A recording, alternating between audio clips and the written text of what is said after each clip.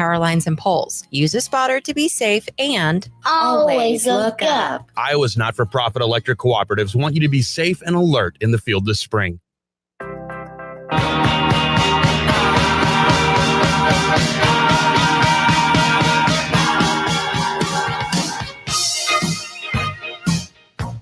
One of the spokesmen for the fire at the Notre Dame Cathedral in Paris was just quoted as saying, nothing will remain in the frame. What is this? Airdrop of what? They took it away. There was another one of these wacko things. Airdrop with water could threaten rest of structure. Airdrops with ash or some such thing. So climate change. Anyway, the spokesman says nothing will remain in the frame. Do you know how much precious artwork alone is inside this cathedral?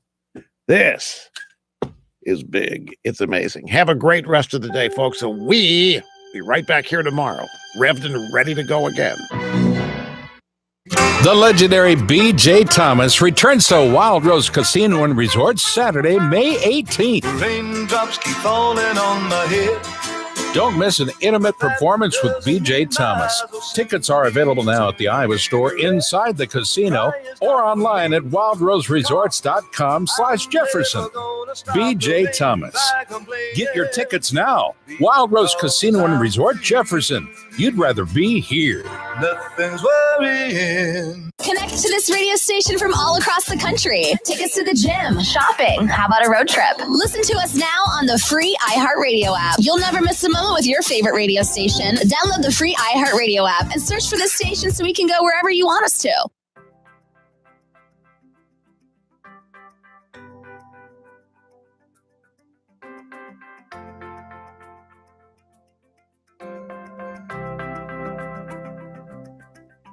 It's everything digital on the Kim Komando Show every Saturday from 11 to 2 on the voice of Fort Dodge, AM 1400 KVFD, Fort Dodge. A devastating fire in Notre Dame. I'm Rich Dennison, Fox News. A massive fire is underway at the Notre Dame Cathedral in Paris. The fire that they're having at the Notre Dame Cathedral is something like few people have witnessed. President Trump reacting from Minnesota. It was burning at a level that you rarely see a fire burn. Heavy smoke and fires engulfing a major portion of the historic building. Fox's Simon Owen joins us live from our European bureau. Rich, the Paris mayor describing a terrible fire. Flames have burst through the cathedral's roof and its spire has collapsed. Huge clouds of thick smoke have been billowing into the sky. Paris police say the cause is unknown. They also say there have been no reports of deaths. Notre Dame is one of France's most iconic and celebrated sites. President Emmanuel Macron saying, "A part of us is burning." Rich. Simon, House Democrats calling for an investigation into President Trump's proposal to relocate captured illegal immigrants into so-called sanctuary cities and states. Fox's John Decker joins us live at the White House. Calling the president's proposal to release immigrant detainees into sanctuary cities bizarre and unlawful, 3 Democratic House committee chairmen are demanding documents from the White House and the Department of Homeland Security related to the potential policy. The chairman requested emails and other documents related to the transfer or release of immigrant detainees to specific areas in the U.S. The president is still considering relocating illegal immigrants to so-called sanctuary cities, a proposal the president said should make the radical left happy. Rich? John, the Justice Department says it expects to make special counsel Robert Mueller's redacted report on the Russia investigation public on Thursday morning. President Trump today tweeting the report should have focused on the people who spied on his campaign, saying it was started by dirty cops, Democrats, and crooked Hillary. This is Fox News. With Amazon Music, a voice is all you need. Yeah, you've been acting so conspicuous. You flip it on me, say I think so much.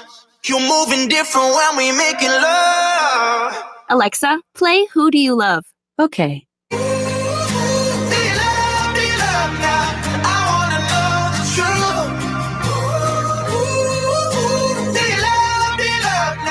Get unlimited access to over 50 million songs. Download the Amazon Music app today. Pros know doing it right means getting more bang for your buck because putting more toward your bottom line is good for business. Lowe's does it right with savings on the brands you trust. Come in now during our Stock the Shop event and save up to 25% off select tools and accessories from DeWalt, Irwin, Bostitch, and more. Like $40 off a Bostitch 16-gauge finished nail gun now for just $139. For your next job and the next, do it right for less. Start with Lowe's. Offer valid through 4/21. See store for details. U.S. only. Appearance today for a Chinese national who bluffed her way past several layers of security at President Trump's private resort in Florida. Fox's Gernal Scott joins us live. Rich, bond was denied for Yujing Zhang, the woman who tried to get into Mar-a-Lago and lied to Secret Service to get there while the president was there, carrying cell phones, a hard drive, and a thumb drive containing malware. Zhang pleaded not guilty to the charges against her of entering a restricted area and making false statements. Convictions could mean up to 6 years in prison, more than $250,000 in fines, and possible deportation. The judge said he thinks Zhang was up to something nefarious and believes her to be a flight risk. Zhang remains in custody, Rich. Gernal, President Trump says he'll be presenting the Presidential Medal of Freedom to Tiger Woods after his Masters win yesterday. A new study says diabetes drugs might help fight kidney disease. The drug Invokana, used to help control blood sugar in people with diabetes, has now been shown to prevent or slow kidney disease, which causes millions of deaths each year. A study in the New England Journal of Medicine finding those on the Johnson & Johnson drug had a 30% lower risk of kidney failure, need for dialysis or kidney transplant, or sign that kidneys were failing. More than 420 million people around the world have diabetes. That's where the body can't make enough or properly use insulin, leading to a high level of sugar in the blood, which can damage kidneys over time. Lillian Wu, Fox News. Repeating our top story, the historic Notre Dame Cathedral in Paris sustaining devastating damage from a fire. France's interior minister says they believe the fire started in an area of the 12th century building which had been under renovation. The cathedral's iconic spire and roof collapsing a short time ago. Construction on that building began in 1160 and was completed, for the most part, about a century later. I'm Rich Dennison, and this is Fox News. Your news, your town, your station. KVFD News when it breaks. Here's a look at local news from the newsroom. I'm Bob Fisher reporting. Health officials have reported the first confirmed Iowa case of measles since 2011. The Iowa Department of Public Health said earlier today that the person from northeastern Iowa was not vaccinated and contracted measles while on a trip to Israel, where outbreaks have been reported. Iowa officials are working with the infected person as well as with people that he or she potentially exposed. The department says there's no indication of any threat to the general public. U.S. officials say that 90 measles cases are reported across the U.S. last week. 555 cases have been reported in 20 states this year. Symptoms of the measles include fever, runny nose, cough, and a rash. It's highly contagious to the unvaccinated and can be fatal. The head of the Des Moines Water Works, who led the unsuccessful effort to sue 3 counties in our listing area, has died. Bill Still had announced earlier this year that he had been diagnosed with an aggressive form of pancreatic cancer. Still was the Des Moines Public Works Director for 13 years before taking over as the CEO and General Manager of the Des Moines Water Works in 2012. Stowe sued Buena Vista, Calhoun, and Sac counties in 2015, claiming drainage districts in those counties acted as conduits for nitrates to move from farm fields into the Raccoon River, one of the 2 sources of drinking water for 500,000 residents of the Des Moines metro area. The utility sought federal oversight of the drainage districts. A federal judge later ruled that drainage districts do not have the authority to mediate pollution and that damages could not be collected from drainage districts. Stowe, who was survived by his wife and son, died at the age of 60 on Sunday. His body has been donated for scientific research. The Webster County Museum faces a bleak future after a leaky roof left its building soggy and most of its artifacts covered in plastic sheeting. Phyllis Stewart is the museum's volunteer curator and says the former Otho Elementary School building holds all of Webster County's history. Stewart says that museum cannot open this spring because of the water and mold issues. Stewart noted the choices are either finding a roofer who can repair the leaks quickly, relocate to another building, or be forced to shut down the 11,000 square foot museum entirely. Stewart says permanent closure is not a desired option. Stewart says the museum is in need of public help that includes financial support, expertise in museum supervision, infrastructure care, and anybody else with useful skills. Well, the key senator says it appears there's one viable option in the legislature for changing Iowa's medical marijuana law this year. The Iowa House has approved a measure that changes the calculation of the cap or limit on the amount of the chemical THC that's allowed in cannabis products sold in Iowa. The Senate President Charles Schneider says it makes sense to measure dosages in milligrams rather than a percentage because that's how other medications are measured. When you take an Advil, the label tells you how many milligrams of ibuprofen are in that Advil. And what switching this cap from a percentage to a milligram based cap would do is more fully inform the consumer exactly what they're putting into their bodies. States have been moving to expand access to cannabis products as treatment for medical conditions, and a few allow marijuana for recreational use, but it's still classified as an illegal drug under federal law. Schneider says ideally he'd like it to be treated like any other medication. That I hope we can get to at some point, but the federal government hasn't acted. And we hear a clear outcry from our own constituents who want access to this for the different conditions that they themselves or their family members have. And at the end of the day, we have to be responsive to our constituents, and that's what we've done with the law that we have on the books now. Now, the bill that's passed the House to change dosage measurements is eligible for debate over in the Senate. Representative John Forbes, a Democrat from Urbandale, is a pharmacist who voted for the bill. Gives more dosing options now for people who go to the medical dispensaries and can then work with their physician when they get the recommendation letter and then work with the people in the dispensary to make sure they make the best recommendation on dosing for them. Iowans who've been told they only have months to live would be able to get more potent dosages of medical marijuana if the bill becomes law. The two legislators made their comments over the weekend on Iowa Public Television's Iowa Press program. And a new survey finds Iowans are very generous with their spare time, with more than 4 in 10 of the state's adults volunteering during 2018. Dan Cardinelli is the president and CEO of Independent Sector and says Iowa's 41.5% volunteer rate is among the best in the country.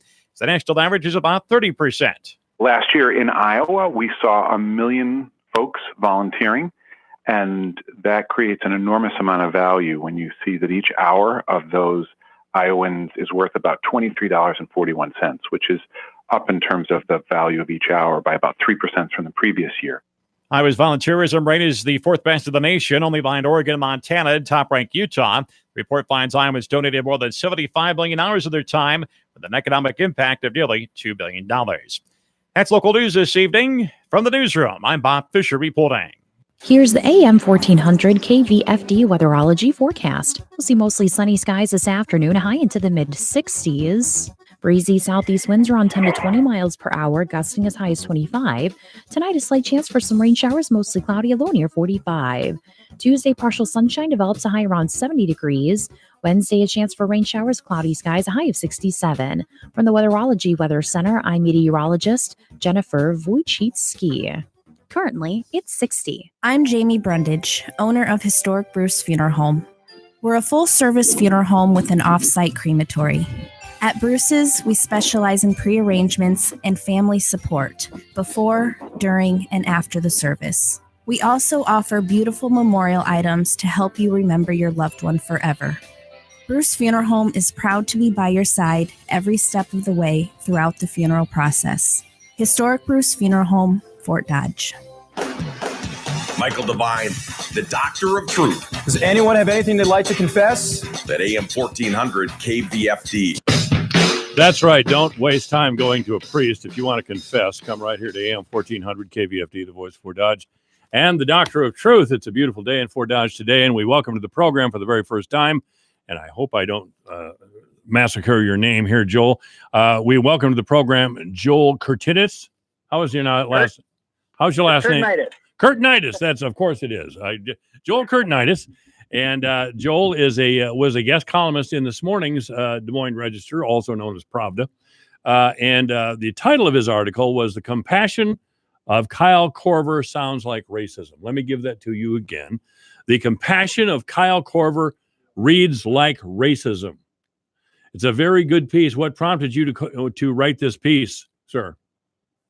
Well, I'd like to say I didn't have enough difficulty or trolls in my life, so I thought I'd just throw something out there and get some hardship mixed into the batch. There you go, buddy. I was just going to be too popular and well-liked. No, I'm just kidding.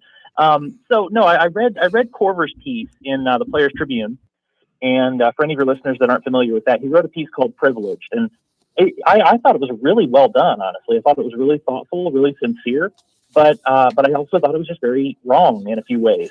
And I just felt like it really needed a response from somebody who could kind of take a holistic look at what he was describing as racism and say, well, hang on, maybe there's another side to this. And so that's what I tried to put forward in the response in the Register.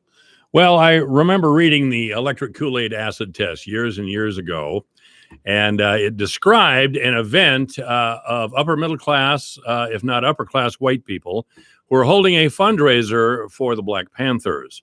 Now, during the fundraiser, one of the Panthers who was there with a white woman and her son started slapping around the son, started slapping around the woman, and the whole thing. Now, initially, the room was paralyzed by what the author describes as white liberal guilt oozing out of the walls. Now, this is, I thought of that when I read Kyle Korver's piece here entitled Privileged. Kyle Korver has no idea what life is like for 99.99% of the people on Earth. But he seems to feel entitled to tell us that we need to sit quietly, join hands with him and sing Kumbaya as if we're all guilty. I disagree. And there has been some hair splitting going on since this piece showed up, that there's a difference between guilt and shame, and we should concentrate on our collective guilt. That's the best we could do. Now, the people who are making this argument, Joel, are people who, well, frankly, no matter what policies are enacted, if any, as a result of this latest effort to get America to atone for its racial sins. But I'll tell you what, the people who are most vocal in support of Carver in this piece will not have to suffer any consequences of their own convictions. They're, for the most part, wealthy white people. They don't know hardly any black people. There's no black people in their neighborhoods, but they do feel a certain level of guilt, and they want to project that onto us, even though, Joel, 3 of my great-great uncles died in Andersonville prison camp. They joined the Army in Illinois because they were strongly morally opposed to slavery. Mm-hmm. And they died as a result. But under Kyle Korver's reasoning, they're guilty too. Right, and that's the premise that I was mostly attacking in there. I mean, look, there's no trying to connect people today to the sins of our forefathers, or the excesses of our peers. Some stupid fan says racist stuff at a game, and it's every white person's fault. I mean, what you're really doing here, and I love what Ron Paul said about this one time. I think it was an Ayn Rand quote that racism is just an ugly form of collectivism. I mean, they don't treat people as individuals, which also means, by the way, that they don't hold individuals accountable for their abominable, ridiculous, and stupid actions. They'd rather blame all of white society. And I also love what, I don't know if you follow Matt Walsh at all down at, he's at the Daily Wire now, but he had a brilliant piece a couple years ago about how this systemic racism push, it's a replacement moral ethic. It's for people who don't have their own set of morals and grounded objective ethics. This is their attempt to, take care of guilt on a wholesale cultural level instead of dealing with their individual actions and say, well, it's easy to condemn racism. You know why? Because almost nobody's a racist. And condemning racism will never get you fired. It will never get you hurt. It will never get you threatened. There's no risk at all in, calling all of white America the boogeyman and then attacking it. There's nothing going to happen to you for that. And so there's no risk, and therefore there's no accountability. And that's what I wanted to point out in my response. Well, and I think that's accurate. Getting back to the electric Kool-Aid acid test, one of the premises of that book many years ago, the early 1970s, was that it was actually fashionable for these very privileged white people to sit around and talk about racism as if it infected only people that lived in another part of town who were also white people. In other words, yes, here we are, we're wealthy, privileged, and by the way, powerful white people, and we're pointing a finger at poor people who are white people on the other side of town because, well, they must be the racist because we're not, because we have the right attitude, because, well, we're us. And it's just total nonsense. If they want to know why there's a lot of people in our country who are oppressed or impoverished, some of them should look in the mirror, really. rather than Well, yeah. lecturing us. Right, and that's one of the things. Look, he had a 2,600 word piece, and I had a stricter word limit in how I was able to respond to that. So there's a lot of things that I had to leave out of my response that I really wanted to dive into. Not the least of which is the data surrounding the problems that he talks about. See, when he's talking about the problems of racism in America and the effects of systemic racism, he's talking about very, very complex cultural factors involving poverty and unemployment and crime. All of these things are multifaceted. And I think it's really intellectually lazy of people to look at it and go, well, you know what? There's probably just a vast conspiracy of hateful white people who are keeping all colored folks out of a job, or black folks or Indian folks, or any of those, keeping people down because they're just so racist. I think you look at that, and it's an intellectually lazy approach that doesn't say, okay, let's look at geography, let's look at class, let's look at urbanization versus rural life, let's look at the different factors that play into who gets what jobs where, let's look at the education system. All of these things have a lot of data to contribute to the conversation, and all of them get ignored when you just show up and say, hey, everybody's a racist and it's all the white people's fault. 20 some years ago here in Fort Dodge, there was a proposal to bring a beef packing plant to our town. It never happened. But there were also demands before the plans, before the packing plant even agreed to come here. There were also demands that we needed to bring Mexican labor to our town. Because and the argument then was the same as it is now, is that white people are somehow, they won't do it. They're lazy. They're entitled. So we have to have these workers. And at the time, the average wage of a laborer in the state of Iowa was $10 an hour. Even then, that wasn't any good. So I went to the city council meeting and I asked, why are we bringing all these workers? Why do you want to bring all these workers to our town? The wage is already $10 an hour, too low for anyone to support a family. Again, even then, why would you do this? And here was the response. You're a racist. A councilman stopped everybody from talking and proudly took the microphone and condemned me at length for my racism. He didn't know me. He didn't know anything about me. And he did nothing to address the point I was trying to make, is that wages in our part of the world were already low. We had a lot of poverty already. And rather than respond, the easiest thing for that council person to do was just say racism. And he said it with a casual attitude, as if he were proud of himself. And I see that more and more and more all the time. Oh, well, if you're opposed or you don't agree, you're a racist. And that's the end of the story. That's it. Or a sexist or a homophobe or pick your problem. And that's the answer to simply everything. That's it. And I think there are legitimate racists, and I pointed this out in the article. There are legitimately people who are racist. And by the way, when people talk about racism, like Corver did in the article, I think it's really important, because it's become such a power, kind of a beat the other guy with it, kind of a club that you use on people. I think it's really important to go back to the dictionary and look at what racism actually is, because now there's no meaning behind it. People throw it around like it's just whatever they want it to mean, but it's got a specific meaning. The word racism means that you believe race is a primary determinant of human potential and character. Because you are this race, these are the things that you will do in life. That's what racism is. And that's not what, when Kyle Korver's discussing it in his piece, and he's talking about, well, the racism of people who treat their black friends wonderfully and are friends and everything, but they don't want to talk about race so much. That's not racism, dude. Look it up. I'm not making this up. Right. And so you can't just bend terms to whatever you want in order to demonize the other guy. Now, what I was saying earlier is there are legitimate racists, and unfortunately in the past couple of years, they've sort of made a comeback. There are legitimate racists, but it's a tiny number of them who actually believe that kind of stupidity. And because there's not enough of them to make a convenient punching bag, the left has to scoop all of white America into that same bag. And it's dishonest and it's disingenuous, and I think it disregards, again, the primacy of the individual. I was raised, that all men are created equal. I was raised with friends of all different kind of races and colors and nationalities. I love them. They're wonderful. I don't see any reason why somebody can look at me. And by the way, my family immigrated here 4 generations ago. None of us, no Curtinitis were here for the history of American racism and all of those things. We weren't even here. So talking about we're going to blame all of white America without regard to their involvement in slavery or the civil rights fight And especially, it gets even more abominable when he gets into the solutions, right? He brings up reparations, which Cory Booker and several other Democrats have brought up now. The idea of reparations is just, it's beyond ignorant. How on earth would you determine guilt and innocence? How would you even do that?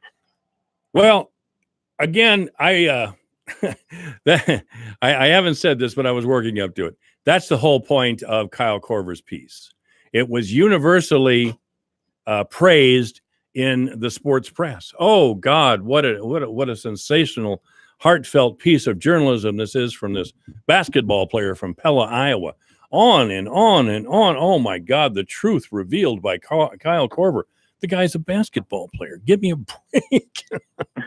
But not that he's a nitwit or something, but come on. Are we worshiping sports athletes and their opinions now? We can't talk about ministers and the wisdom that they may give us, but a basketball player brings forth the truth. And I listen to a lot of African-American talk radio. And not surprisingly, all through the conversation, no matter who the host is there's talk of reparations. As a matter of fact, I went out and got another copy of The Debt by Randall Robinson, who wrote a book about reparations in the 1990s when Bill Clinton was president. And Clinton picked up on it right away, of course. And he started to kind of carry the torch for Randall Robinson in his book, The Debt. But then the whole Monica Lewinsky came around and he started to look like a fool. So that was the end of that. But that's where we're going. The same way gay marriage is taking us to relationships between adult men and boys. That's exactly the type of thing that will happen in our future. The same arguments are going to be used. And again, those people, those white people who are pushing for reparations are usually privileged people. The ideas that they're pushing will not affect them in the slightest. They just want to feel some sort of relief from this white guilt problem that they have. And I don't care to give it to them, frankly.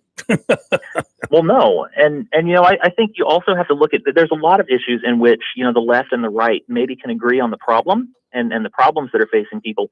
But then the solutions that are offered are just ridiculous. I mean, if you look at climate change, there's a lot of younger, millennial folks in the libertarian and conservative movements that are open to the idea that the data might show some climate change. But when you put forward a resolution that says, let's ban cows and airplanes and renovate every building in America in the next 10 years, we can't take that seriously. That's not a serious solution. And it's the same thing here. I know we have demographic problems in America. We have problems with racism. We have problems with jobs and employment. We have problems with crime, and we have problems with cities and the environment that they spawn and education, all of those things. But when you put forward a solution that says, here, let's just pit one race against the other and create federal and state policies that soak one to pay the other, that's not a serious solution. That's the type of thing that starts, resentment and feeds resentment across the United States. And that's the kind of thing that we don't want, because if you're not a racist, if you're a decent American, you want people to get along. You want people to be fairly treated. You want equality under the law. And that's not the kind of thing that we want, is one that looks at your race first before determining how the law should treat you. And those are the things that Kyle Korver was advocating. And in any of those things, or all of those things, if they were implemented, they would not affect the bottom line of Kyle Korver at all. No. Really, what the narrative is this, essentially, that and Gary Dolphin, for God's sake, was suspended for his unconscious bias for referring to a big, strong player as King Kong.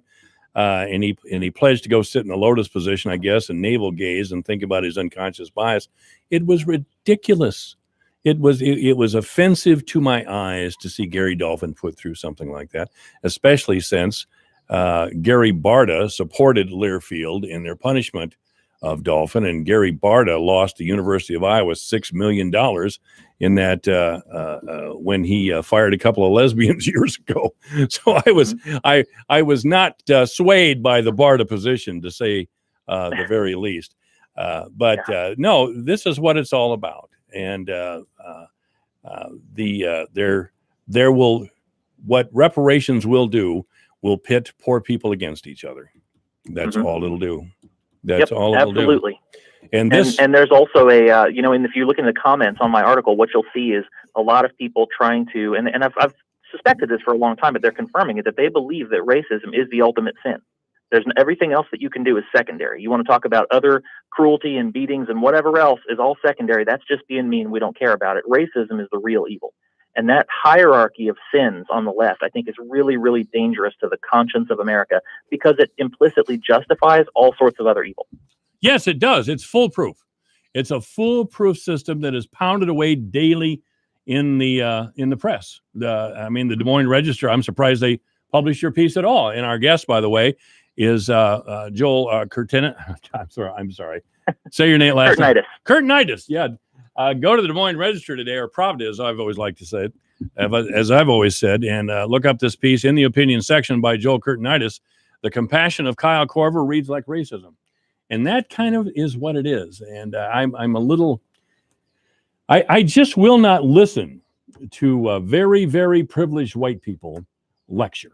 I just will not do it. Now, I don't care what Kyle thinks he saw, but Kyle Korver has been privileged his entire life. And I don't need him lecturing people like me, period. And if the Des Moines Register wants to support that, if they want to support Colin Kaepernick intentionally offending a large group of people just so he can get their attention, just because he has a platform, I'm not going to be receptive to your message. And I think with elections coming up sooner rather than later, we should consider these things, because this is pure emotional blackmail and a slander of our country and our people that we do not deserve.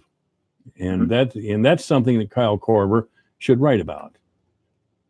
Yeah, absolutely. And I'm also a regular contributor to the Register, so you'll see a couple articles a month from me in there. So keep an eye out for those. I cover a lot of topics like this. But I guess the final thing I would say is kind of echoing Ben Shapiro on this, who often says, if you have an individual example of racism and you have individual problems that we need to solve, come together, because all of us will be here to help you solve those. But if you just want to use it as a hammer to beat somebody else into submission, then it's disingenuous, and Americans are not obligated to join you in that. No, they're certainly not. Well, I hope you know my number. So feel free to call me anytime. You're welcome on this program anytime. Perfect. Thank you so much for having me on. Thank you, sir. We've been talking with Joel Curtinitis, guest columnist this morning in the Des Moines Register. Check it out in the opinion section. This is AM 1400 KVFD, the voice of Fort Dodge. It's 2:30. Michael Devine at AM 1400 KVFD. No, really, it's 2:30. Michael Devine at AM 1400 KVFD. Listen to this. Making radio great again. Okay, news, weather, the obituary is coming up. This is AM 1400 KVFD, the voice of Fort Dodge. Lots of investment firms talk about customizing a portfolio to your needs, but they may only look at one or two aspects of your financial situation. Creative planning is different. Our financial planning-led approach considers your entire financial picture. That's the only way to create a comprehensive plan that works uniquely for you. Call 866-CREATIVE or visit creativeplanning.com to learn more. Investment strategies recommended by Creative Planning are not assured of earning a profit or avoiding a loss in declining markets. I'm John Simmons, manager of agriculture for Tabasco brand pepper sauce. My family's made Tabasco sauce for 150 years. What am I working for? I'm working to stay true to our family recipe. At ADP, we're designing a better way to work so you can achieve what you're working for. HR, talent, time, benefits, and payroll, informed by data and designed for people. Learn more at design.adp.com. ADP, always designing for people. Your news, your town, your station. KVFD News when it breaks. Here's a look at local news from the newsroom. I'm Bob Fisher reporting. Health officials have reported the first confirmed Iowa case of measles since 2011. The Iowa Department of Public Health said earlier today that the person from northeastern Iowa was not vaccinated and contracted measles while on a trip to Israel, where outbreaks have been reported. Iowa officials are working with the infected person as well as with people that he or she potentially exposed. The department says there's no indication of any threat to the general public. U.S. officials say that 90 measles cases are reported across the U.S. last week. 555 cases have been reported in 20 states this year. Symptoms of the measles include fever, runny nose, cough, and a rash. It's highly contagious to the unvaccinated and can be fatal. The head of the Des Moines Water Works, who led the unsuccessful effort to sue 3 counties in our listing area, has died. Bill Stowe had announced earlier this year that he had been diagnosed with an aggressive form of pancreatic cancer. Stowe was the Des Moines Public Works Director for 13 years before taking over as the CEO and General Manager of the Des Moines Water Works in 2012. Stowe sued Buena Vista, Calhoun, and Sac counties in 2015, claiming drainage districts in those counties acted as conduits for nitrates to move from farm fields into the Raccoon River, one of the 2 sources of drinking water for 500,000 residents of the Des Moines metro area. The utility sought federal oversight of the drainage districts. A federal judge later ruled that drainage districts do not have the authority to mediate pollution and that damages could not be collected from drainage districts. Stowe, who was survived by his wife and son, died at the age of 60 on Sunday. His body has been donated for scientific research. The Webster County Museum faces a bleak future after a leaky roof left its building soggy and most of its artifacts covered in plastic sheeting.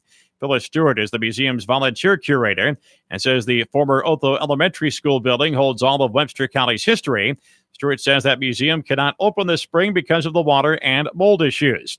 Stewart noted the choices are either finding a roofer who can repair the leaks quickly, relocate to another building, or be forced to shut down the 11,000 square foot museum entirely. Stewart says permanent closure is not a desired option. Stewart says the museum is in need of public help that includes financial support, expertise in museum supervision, infrastructure care, and anybody else with useful skills. Well, the key senator says it appears there's one viable option in the legislature for changing Iowa's medical marijuana law this year. The Iowa House has approved a measure that changes the calculation of the cap or limit on the amount of the chemical THC that's allowed in cannabis products sold in Iowa. The Senate President Charles Steiner says it makes sense to measure dosages in milligrams rather than a percentage because that's how other medications are measured. When you take an Advil, the label tells you how many milligrams of ibuprofen are in that Advil. And what switching this cap from a percentage to a milligram based cap would do is more fully inform the consumer exactly what they're putting into their bodies. States have been moving to expand access to cannabis products as treatment for medical conditions, and a few allow marijuana for recreational use, but it's still classified as an illegal drug under federal law. Steiner says ideally he'd like it to be treated like any other medication. That I hope we can get to at some point, but the federal government hasn't acted. And we hear a clear outcry from our own constituents who want access to this for the different conditions that they themselves or their family members have. And at the end of the day, we have to be responsive to our constituents, and that's what we've done with the law that we have on the books now. Now, the bill that's passed the House to change dosage measurements is eligible for debate over in the Senate. Representative John Forbes, a Democrat from Urbandale, is a pharmacist who voted for the bill. Gives more dosing options now for people who go to the medical dispensaries and can then work with their physician when they get the recommendation letter and then work with the people in the dispensary to make sure they make the best recommendation on dosing for them. Iowans who've been told they only have months to live would be able to get more potent dosages of medical marijuana if the bill becomes law. The 2 legislators made their comments over the weekend on Iowa Public Television's Iowa Press program. And a new survey finds Iowans are very generous with their spare time, with more than 4 in 10 of the state's adults volunteering during 2018. Dan Cardinelli is the president and CEO of Independent Sector and says Iowa's 41.5% volunteer rate is among the best in the country.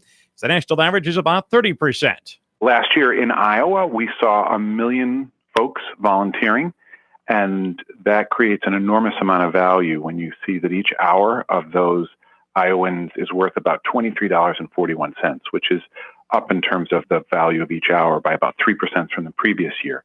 Iowa's volunteerism rate is the 4th best in the nation, only behind Oregon, Montana, and top-ranked Utah. The report finds Iowans donated more than 75 million hours of their time with an economic impact of nearly $2 billion. That's local news this evening. From the newsroom, I'm Bob Fisher reporting. This is AM 1400, KVFD, the voice of Fort Dodge, 2:36, 24 minutes before 3 o'clock. First of all, on the weather, sunny today, high 65. Overnight, a chance of rain, maybe a thunderstorm. Mostly cloudy with a low of 45. Tuesday, sunny with a high of 70. That's right, I said 70, and I'm not taking it back. On Wednesday, showers, a thunderstorm, high 67. On Thursday, rain, then cloudy with a high only of 52. Friday, mostly sunny with a high of 55. On Sunday, it'll be sunny with a high of 66. Sunday, mostly sunny with a high of 70. That's kind of a spring forecast for me there. That works. 64 degrees right now at AM 1400, KVFD, the voice of Fort Dodge. Obituaries this hour brought to you by Gunderson Funeral Home and Cremation Services. At 1615 North 15th Street, Fort Dodge, you may contact Gunderson Funeral Home and Cremation Services by calling 515-576-7128 or online at www.gundersonfuneralhome.com. Alice Thompson Spidler has died at the age of 94. Alice Thompson Spidler of Stratford passed away April 13th with her family by her side. There will be a service to celebrate Alice Thompson Spidler's life, and that'll be held at 10:30 in the morning at McGuire Bend Church in Dayton. Obituaries this hour brought to you by Gunderson Funeral Home and Cremation Services at 1615 North 15th Street, Fort Dodge. You may contact Gunderson Funeral Home and Cremation Services by calling 515-576-7128 or online at www.gundersonfuneralhome.com. It's 2:38 at AM 1400 KVFD, the voice of Fort Dodge, 64 degrees. The markets are coming up. This is AM 1400 KVFD. Have you ever wondered how the brain works? What makes us tick? Join me, Greg Woods, every Wednesday morning for all the latest news on the brain, on aging, and the science behind it all. It's The Mind Boggles, every Wednesday morning at 8:30 on AM 1400 KVFD. Customer assistance, aisle 83. It's like lost. Anybody? Hello? Big box stores annoying you big time? Get real help at Steel Dealer Days. Right now, save $20 on the tough and dependable MS-170 chainsaw with grass trimmers starting at $129.95. Save on legendary Steel power equipment now during Dealer Days. Visit SteelDealers.com. All prices MSRP. Offer valid through 6/30/2019 at participating dealers while supplies last. Not available in all markets. See dealer for details. Manic Mondays, finally Fridays. Every day of the week has something special about it, except Tuesdays, right?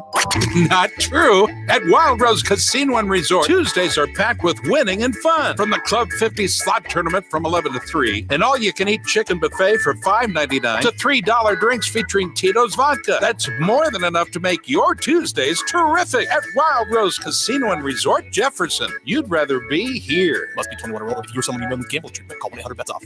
This is AM 1400 KVFD, the voice of Fort Dodge, 239. Sunny today, high 65. Right now, 64 degrees. Here's a look at how the markets closed today. May corn up 1 3/4 at 362 3/4. July up 2 at 371 1/2. September corn up 2 at 379 1/2, and December up 1 3/4 at 390 3/4. May soybeans up 3 1/2 at 898 3/4. July up 3 3/4 at 912 1/2. August up 3 3/4 at 918. November up 3 1/4 at 931. May wheat closed down a nickel at 459 1/2. Soybean meal up 3.10 a ton at 311. April live cattle down 25 cents at 126.30. June up 2 at 121.47. April feeder cattle up 25 cents to close at 145.67. May up 52 at 151.02. May lean hogs up 47 cents at 90.07, and June down 20 cents at 98.30. From the Alpha Media Farm Desk, I'm Dwayne Murley. AM 1400 KVFD, the voice of Fort Dodge. It's 2:40. It isn't a spring anyone had hoped for. Hello, I'm Megan Grebner, and this is Managing for Profit on Brownfield, Ag News for America.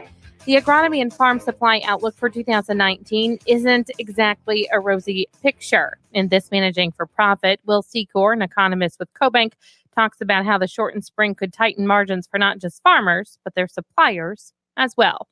We'll find out more on Brownfield right after this.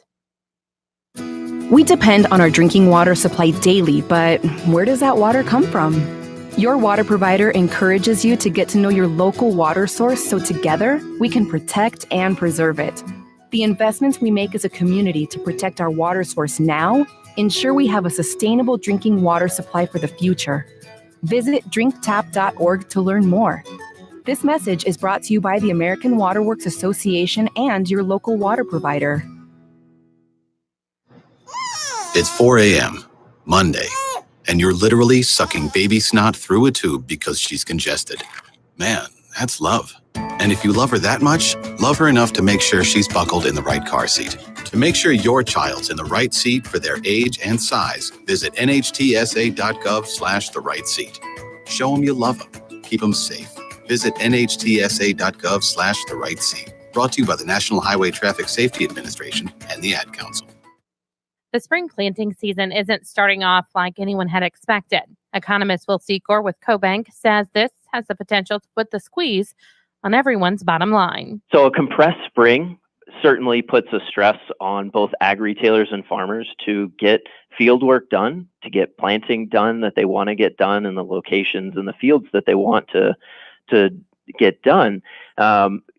For what some of the tangible things that you might see is you might see more equipment being rented, more seasonal labor being hired, more overtime hours that if you have labor on hand, you'll have to pay for that in higher overtime hours. So those are certainly some factors. One other factor from the flooding impact is on the logistics side, where we see fertilizer movements by barge being limited because of high water conditions in the Mississippi River watershed. And so that's going to be a factor in terms of just availability of fertilizer. When we think about actually moving from kind of the fieldwork side and just getting things prepped before planting, and we shift to the decision around planting, that acreage shift to corn that came out in that March planting intentions report, that's a bit more uncertain now. I still think we'll see a shift to corn, but it's certainly not going to be as big as what we might have expected, particularly in the Western Corn Belt and even into the Northern Plains, just because of this wet weather.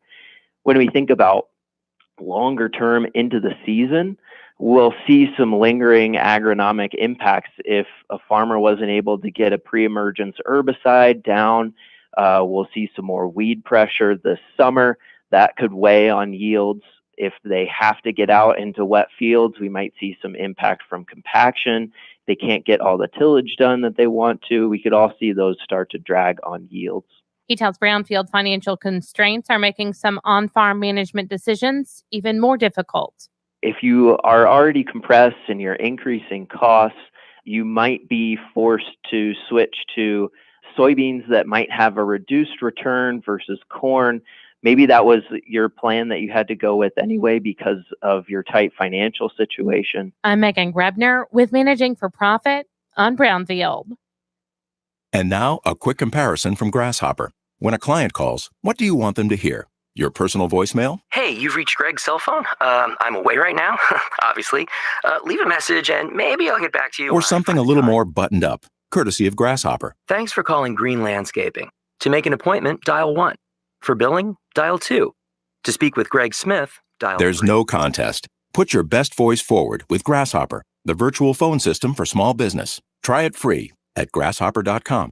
Are you more than $10,000 in debt? Feel like you're on a never-ending treadmill, staying in one place and never getting ahead with those minimum payments? You feel like there is no way out? There are programs in place to help you get free of your debt, and you don't have to pay the entire amount you owe. The program at Total Financial Freedom can help you get debt-free in months instead of decades. Call Total Financial now at 800-464-7144. That's 800-464-7144. Winter's grip is finally giving way to the arrival of spring, and that can only mean one thing for growers everywhere. It's go time. For your critical last-minute seed decisions, Nutrien Ag Solutions is your ag retailer of the future. The most knowledgeable and trusted growing partner with the best hybrids and varieties available to ensure maximum performance from planting through harvest. Contact your local Nutrien Ag Solutions crop consultant now while hybrids and varieties are available, or visit futureof.ag/seeds to learn more today.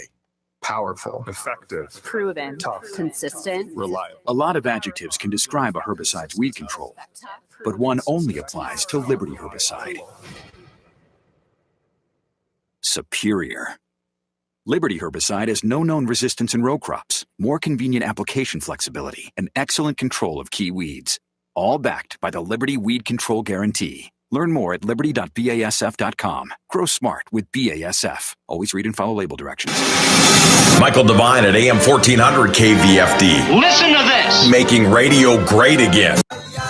Here's to us without men. Woo! Here, here. I'm not toasting to that. It's bad luck. Yeah. If I end up old and alone, it's all your fault. Oh, Charlotte, sweetie, we're all alone, even when we're with men. Yeah, you tell her, Mr. Sister. My advice to you is to embrace that fact. Slap on some armor and go through life like I do, enjoying men, but not expecting them to fill you up. Except when, well, you know. We know. Michael Devine, the mayor of Manville. It's a fancy title for a part-time job. Michael Devine at AM 1400 KVFD. Well, that's right. It's 247 AM 1400 KVFD, the voice of Fort Dodge. That was from Sex and the City. That clip was from Sex in the City. Was that what it was? Sex in the City, yeah, from a few years ago. Great HBO show. I had HBO at the time, but I got tired of paying it. All those cable bills, so I don't get that sort of thing anymore, but I used to enjoy it. I wonder if Sex in the City would be welcome in the Me Too era, or if Carrie Bradshaw and her friends would be considered, well, throwbacks. And, they're very concerned about their personal appearance because they want to be attractive to men. And, of course, here's the other side of it. We shouldn't expect anything from men. We should just use them for sex, essentially. So I wonder how they would be received by other women in the Me Too era. I wonder how they'd be received by other women in the Me Too era. Some of these women from the Me Too era now who are, some of them are sexual assault survivors, seem to have taken great pains not to appear physically attractive to men at all, which as a man, I would regret that, but that's their choice. I forgot the girl that was on, or the young woman who was on Charmed, and that pig Harvey Weinstein. We're all going to have to pay for the sins of that pig Harvey Weinstein. What an ugly guy. I don't care how powerful or influential or wealthy Harvey Weinstein was. He was so ugly, he couldn't get a real date. So he took advantage of his position and acted deplorably. And he's still not in jail. I don't know if it's ever going to happen. He's got so much money, they might not be able to put him in jail. Really? Seriously. You don't put big money in jail like that. You don't. He may have too many contacts. I mean, he was a huge supporter of the Democratic Party, and I'm sure he's been working the phones pretty regularly. His company financed Michael Moore. Michael Moore would be practically unknown to us if it wasn't for Harvey Weinstein and his brother Bob. And he, again, was a huge contributor to, what an irony this is, Hillary Clinton's campaign. Hillary Clinton seems to, and that part of the Democratic Party, there always seems to be that the Hillary Clinton clan, there's always deviates in the neighborhood around the Clintons. There really is. Harvey Weinstein, Jeffrey Epstein, Bill Clinton himself. You don't know who Jeffrey Epstein is, don't you? He's a billionaire with a taste for children, with a taste for very young girls. And the Clintons did not cut him out of their social circle because he was a wealthy contributor. If you need any further proof of the depravity of Bill and Hillary Clinton, that's it. That would do it for me. Others just believe in power. I heard something interesting. Not surprisingly, I listen to a lot of talk radio, and I listen to a lot of black talk radio, African American talk radio, because I think it's important to know what everybody is saying. I know what conservative white guys are saying. I'm a conservative white guy, but I try to listen to liberal talk radio. There's a Michelangelo show on. I think he's an outspoken Jewish gay guy, and he sees things much differently than I do. Clay Canyon, I believe, was the host's name today, and I was listening around, about 11:30, 11:45. I was on the way out to Rotary, and Clay was talking about Mayor Pete, and I still can't pronounce Mayor Pete of South Bend, Indiana's last name, so I won't try. I'm going to count on you knowing who I'm talking about. Now, Mayor Pete tells us that he is going to speak to us from the position of the Christian left. Now, some of the Anglican churches speak to us from the Christian left. They believe that the message of the Bible is one of love. And we should follow the example of Jesus, who accepted everyone.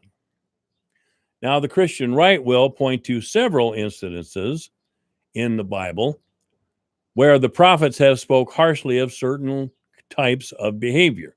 Yes, homosexual behavior is there repeatedly, and it's roundly condemned in the Bible.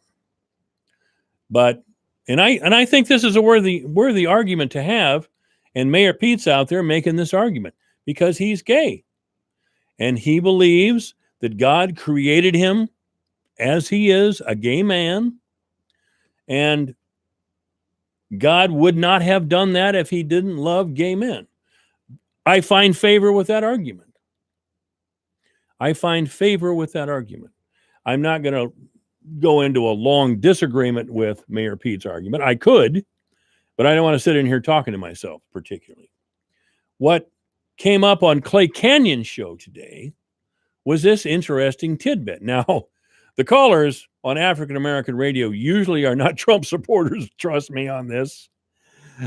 He was described on Clay's show today. President Trump was described on Clay's show today as a demon spawn. So you kind of pick up the tempo of the show there. And nobody blinked an eye. President Trump, we've got to get this demon spawn. We've got to get this demon spawn out of office. It doesn't matter who is the Democratic presidential candidate. We must beat the demon spawn, Donald Trump. Now, I'm setting this up for you because one of the people involved in the discussion made an interesting comment. He said, there's a lot of conservative black people when it comes to sexual behavior. They may be very liberal in other ways. They may identify very strongly with oppressed people, no matter who they are.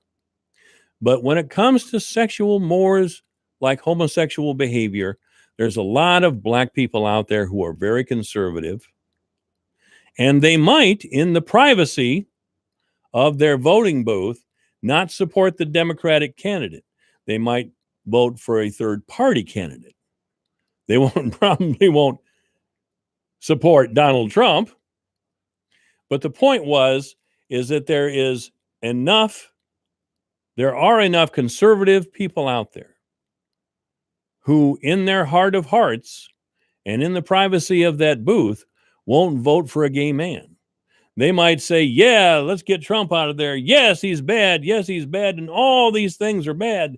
And don't tell us, you Christian right people, about Mayor Pete, because Donald Trump is depraved. Look at his behavior.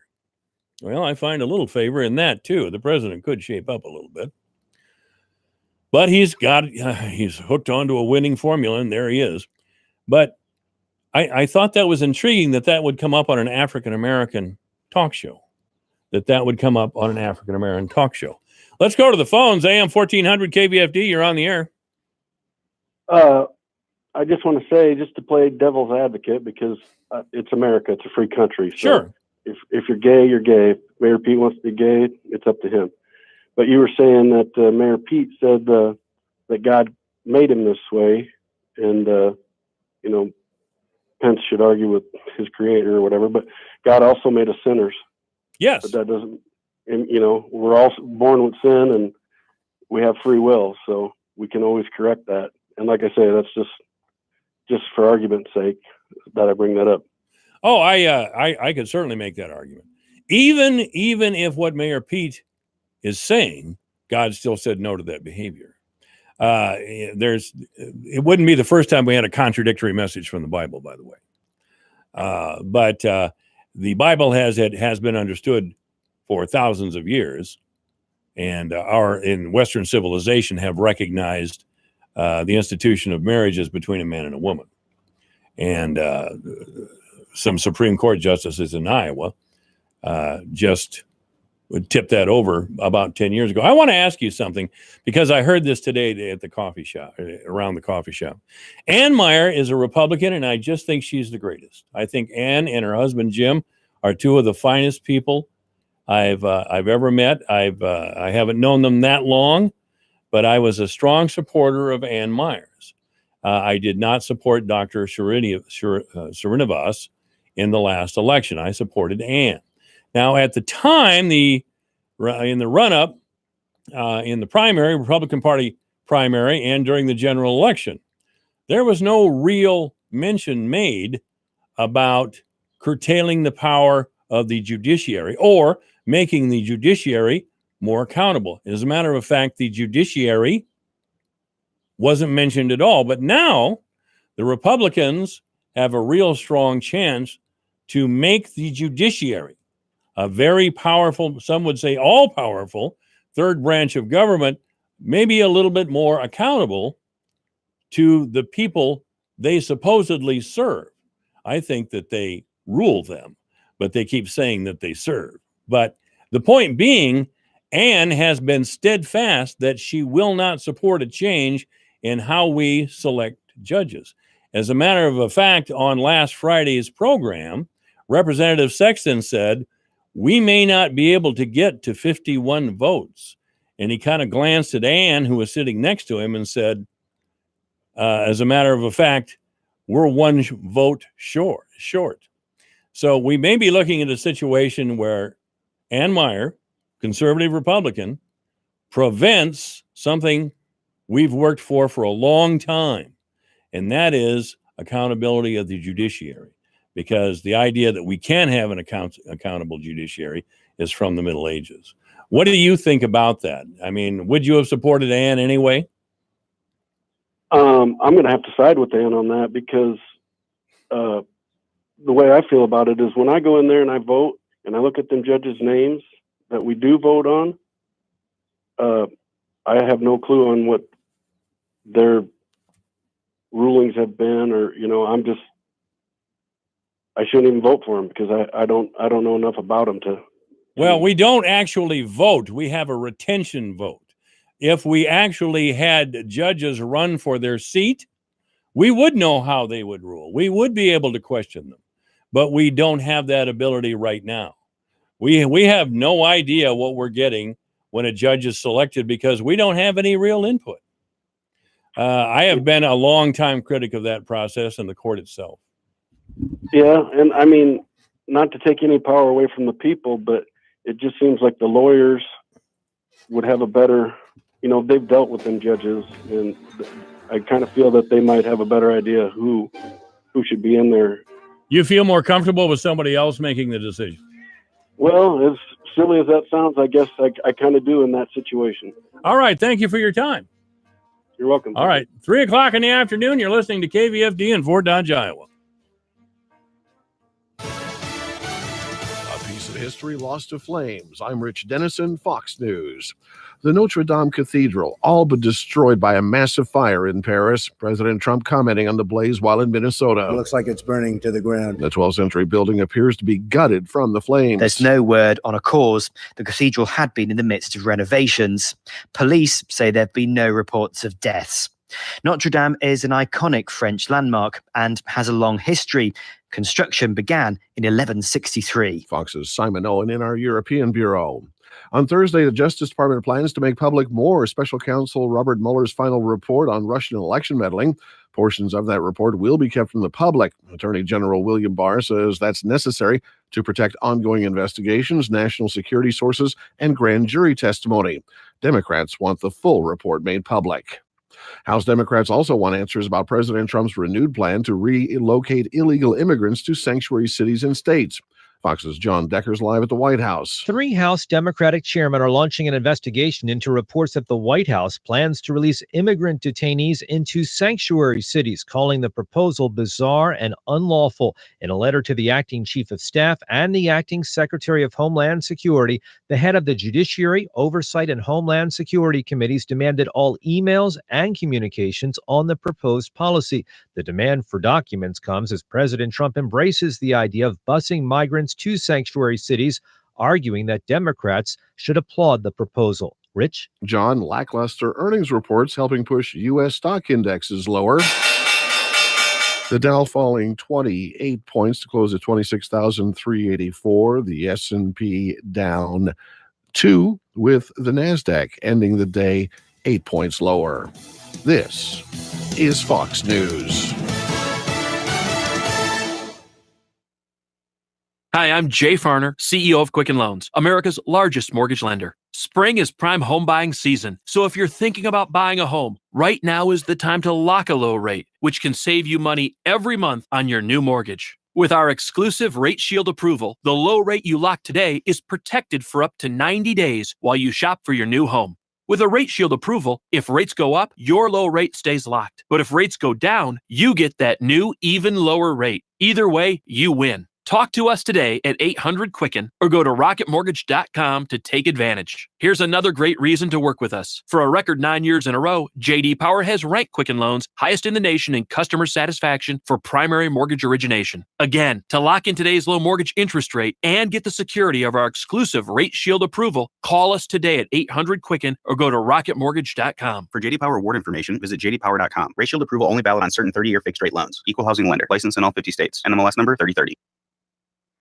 Talk of more summits with North Korean leader Kim Jong-un. South Korean President Moon Jae-in today said he would be open to a fourth summit with North Korean leader Kim Jong-un. The last one was last September.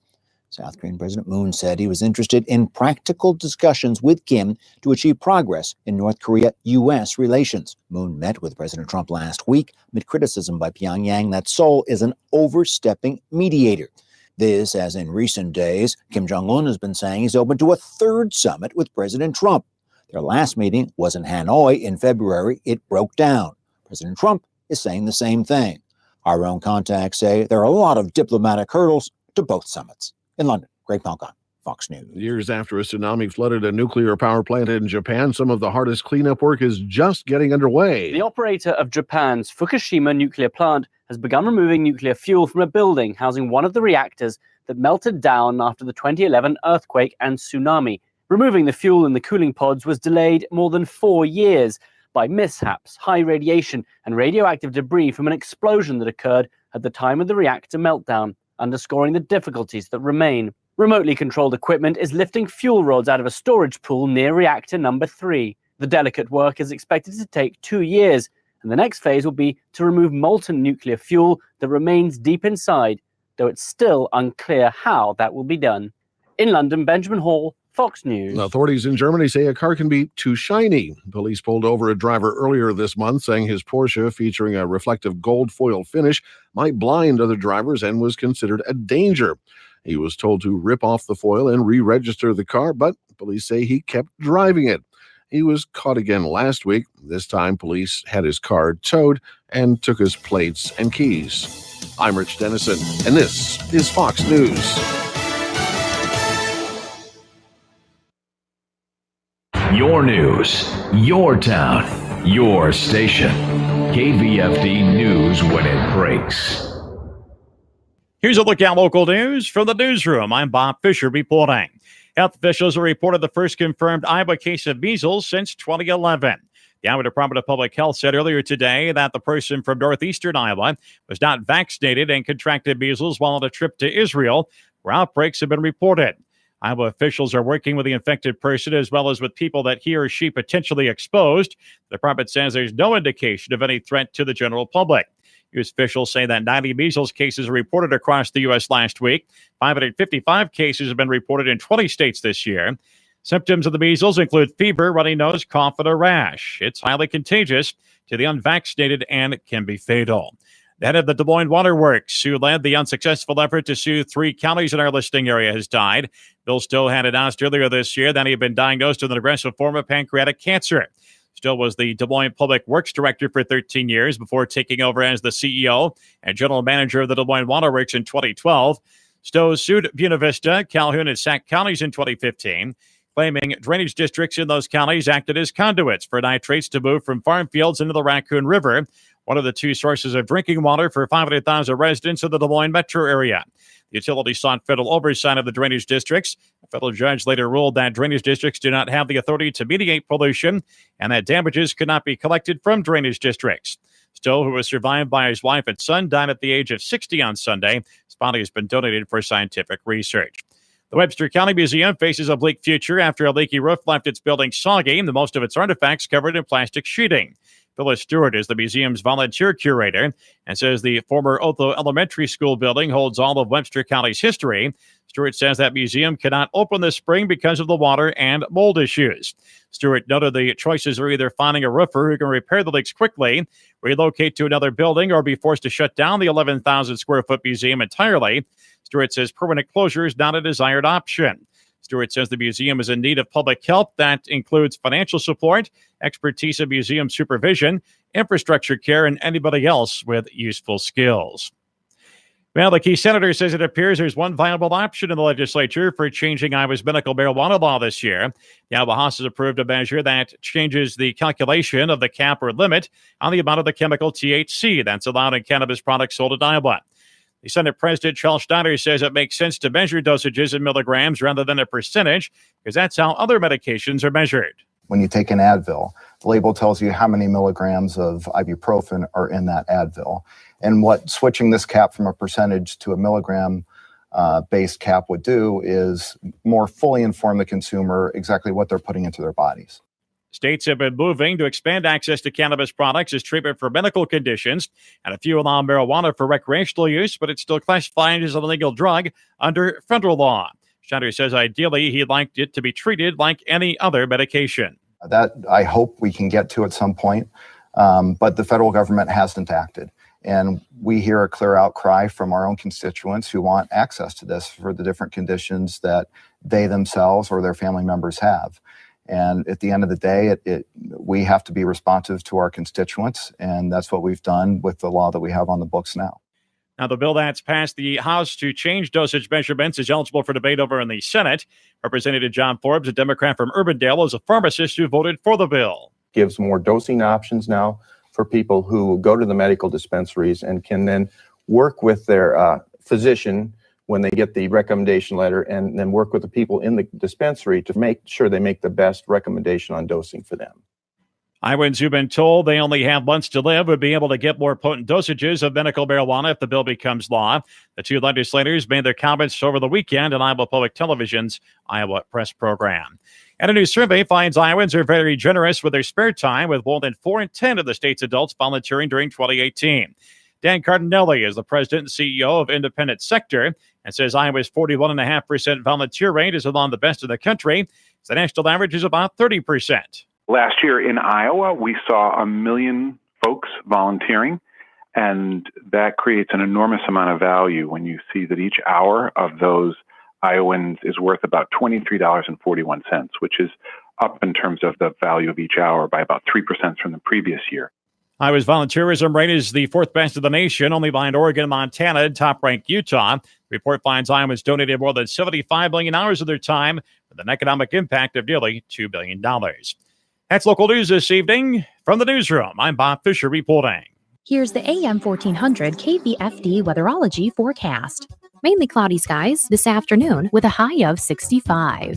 Southerly winds 15 to 20 miles per hour. Lows dip down to about 45. Tonight, cloudy. Mainly cloudy skies expected. Tomorrow, highs level off around 70. Chance for scattered storms. Wednesday, chance for scattered showers on Thursday. From the Weatherology Weather Center, I'm meteorologist Jennifer Wojcicki. Currently, it's 64. Blue Ribbon, Pelham Waters. Your water pro since 1949. Who would have thought there'd be entire aisles devoted to bottled water and that people would buy more water than pop? I'm Brian with Blue Ribbon Pelham Waters here in Fort Dodge. Spring water, drinking water, mineral water. There's so many choices, and we're proud to offer you them all. From our own refreshingly pure drinking water to ultra-pure Mountain Valley spring water, Blue Ribbon Pelham's is your complete water store.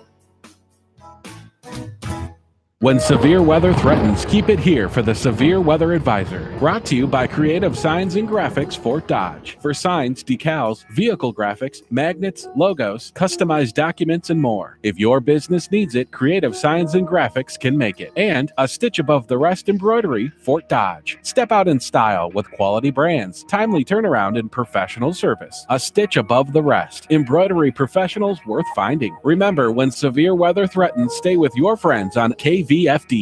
If you don't listen to him, you suck.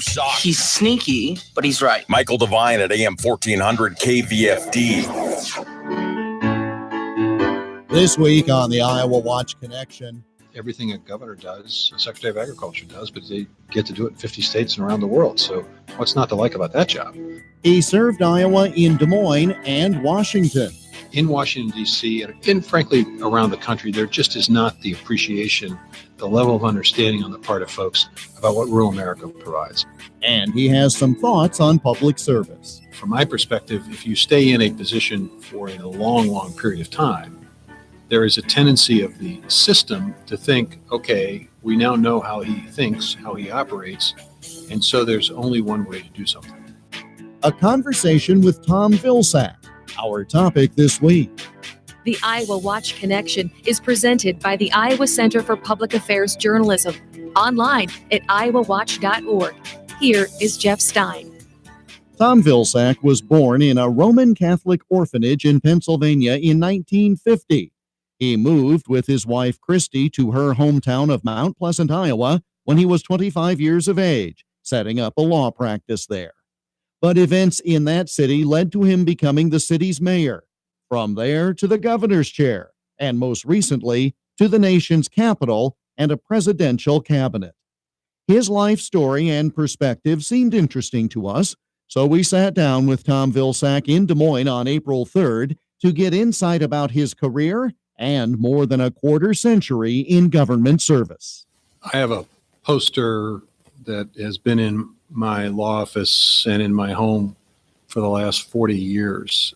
It's a quote from John Kennedy, and essentially it says that every person can make a difference and every person should try. There are many ways to make a difference, but one of the more profound and impactful ways of making a difference is by serving the public in some form, whether it's on an elected position, an appointed position, a volunteer position. There are many opportunities for people to give back, to make a difference in the lives of their friends and neighbors in their community, whether it's a small community or a city, state, or country, or the world. So to me, that's kind of what it is. It's the opportunity to make a difference and to be able to, at the end of your life, be able to look back and think to yourself that you have made a difference because you dedicated your life to the service of others. You were engaged in the practice of law when you first became an elected official in Mount Pleasant, which became your Iowa home. Did you foresee at any point your track of public service expanding beyond the four corners of the law office and helping people? Did you anticipate elected office and serving in the president's cabinet, for example? I can remember very distinctly as a young lawyer having as a goal making sure that our law firm was a premier law firm in that small town. I was incredibly fortunate to be engaged early in my career in Mount Pleasant in an effort to raise money for the construction of an athletic complex to help our kids out in Mount Pleasant. And the success of that project, I think, allowed me the opportunity to serve in a variety of capacities. So when tragedy struck in our community and the mayor of our town was tragically and brutally shot and killed, people in the community, particularly some of the mayor's family, asked me to consider running for mayor. And that was an incredible experience, running for mayor and then having the opportunity to be mayor for a little over 5 years. I learned a lot about public service, learned a lot about my community, and that obviously gave me the chance to run for the state Senate. And that was probably about as far as I thought I would go. But again, tragedy sort of intersected my life. My wife's brother, who was an incredible individual, encouraged me to run for governor in 1996 at a function we had gathered as a family in celebration of our oldest son's graduation, high school graduation. And after a dinner, a celebratory dinner, my brother-in-law said, "You need to run for governor." I thought he was crazy, and I said so. And tragically and unfortunately, the next day he had a heart condition that his heart malfunctioned and he passed away. And I just assumed that in honor of him and in honor of his challenge to me that I would give it a shot. And again, after I served and had the fortune to serve twice, 2 terms as governor, I thought, well, that's that's been great. That's the end of public service. And then President Obama gave me an extraordinary experience to serve in his cabinet. So I've been very, very fortunate. What a difficult situation for a community, obviously, and it came to you to be the one to lead the community after that. What did that experience teach you about people that has been helpful to you in these other aspects of public service? Well, a couple of things. I mean, first and foremost, always have faith and confidence at the end of the day. People are resilient and people are able to overcome whatever challenge life may confront them with. There are obviously times when that is hard, that to have that kind of faith is hard, but that experience indicated to me that the community was willing to come together. It also taught me the important role in public life of being willing to listen and being close to people and giving them the opportunity to share with you their hopes, their aspirations, their concerns, their irritations. Following the mayor's death, I established a thing called Mayor's Hours. And initially I had the Mayor's Hours where people could come in. It was 2 hours every week, usually on a Thursday night from like 6 to 8. I opened up City Hall, said, if you are interested, you got a concern, you got a problem, I'm here, come on in, you can talk to the mayor. Nobody came because that, of course, was the place where the mayor was shot and killed.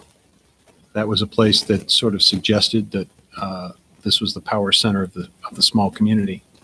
And so I decided to move the location of Mayor's Hours to the library, a place I think that most people are very comfortable going to. And at that point, there was just a stream of people over the next several years of people who had concerns. And what I found from that was that sometimes listening really matters and being able to give people an answer. Sometimes it isn't necessarily the answer they wanted to get, but if they knew that you had a good reason for saying yes or no to a certain request, they respected that. And I think that's an important lesson even in today's politics. The opportunity to be available, to take the tough question, to have a conversation, to be willing to embrace the criticism that may be forthcoming in a way that's constructive and learn from it. And so that was an important lesson I learned. Fascinating that citizens had feelings bottled up about their government or the town or new events, but they just couldn't bring themselves to cross the threshold into City Hall because of the symbol of the dysfunction that led to the shooting, and that you recognized that and then said, let's go to what in essence is a safe place. Well, I think power is intimidating. Mm-hmm. And there are a lot of different ways that people have power and exercise power. And it can be very intimidating to people who feel that they don't have power or who have forgotten that they have the ultimate power, that is the voters. And so it is incumbent, I think, on those who serve the public to create avenues that are as comfortable as possible for that free flow of information. Because you can learn, it can help you formulate better ideas. It can challenge assumptions that you may have, make you think differently about something because you've heard a story or you've been approached from a different angle on a particular problem. I'm in the private sector now, and I'm working for the dairy industry, and it's an interesting experience. And I think I've learned from that experience how important it is in business to have some degree of certainty about things. And if things are constantly changing, if there's constant uncertainty, or if the rules are constantly changing, that it's really difficult for businesses to be able to do what they do best, which is to create a product or provide a service. And that government needs to better understand the need for certainty.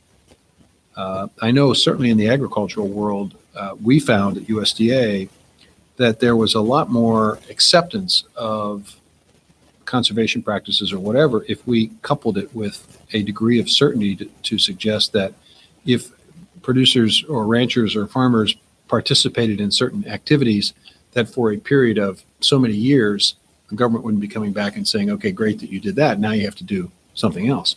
And we had a sage grouse initiative, which was interesting. It was out in the western part of the country. And the Endangered Species Act was going to go into place, and these birds were going to be placed on the Endangered Species Act list, which would require the ranchers to do a lot more work on their ranches, and it would really cause a lot of disruption.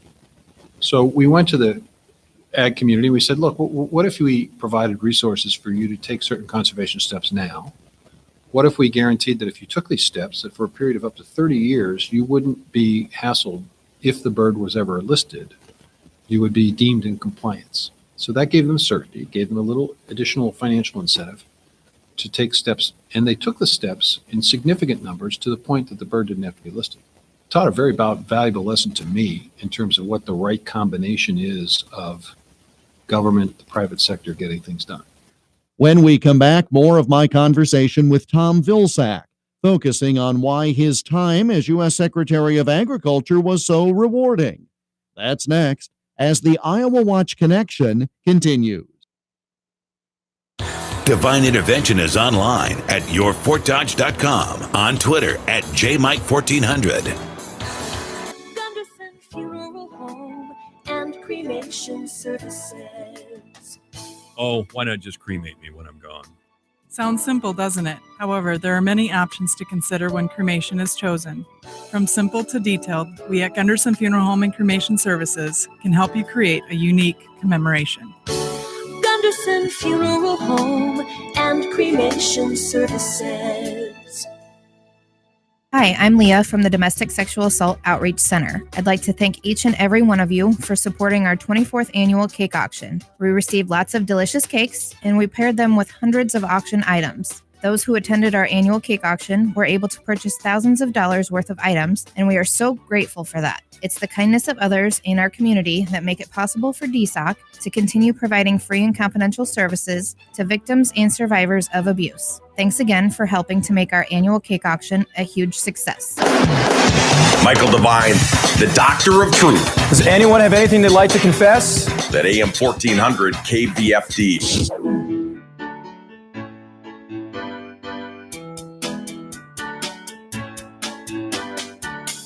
Support for the Iowa Watch Connection comes from the Iowa Insurance Division's Iowa Fraud Fighters program. This statewide initiative educates Iowans on how to double check before they invest and shield their savings from scammers. Thousands of Iowans have attended fraud fighter forums across the state to learn about new scams circulating in their area and how to stay a step ahead of fraudsters. Learn how to fight fraud and why it is important to report scams at iowafraudfighters.gov.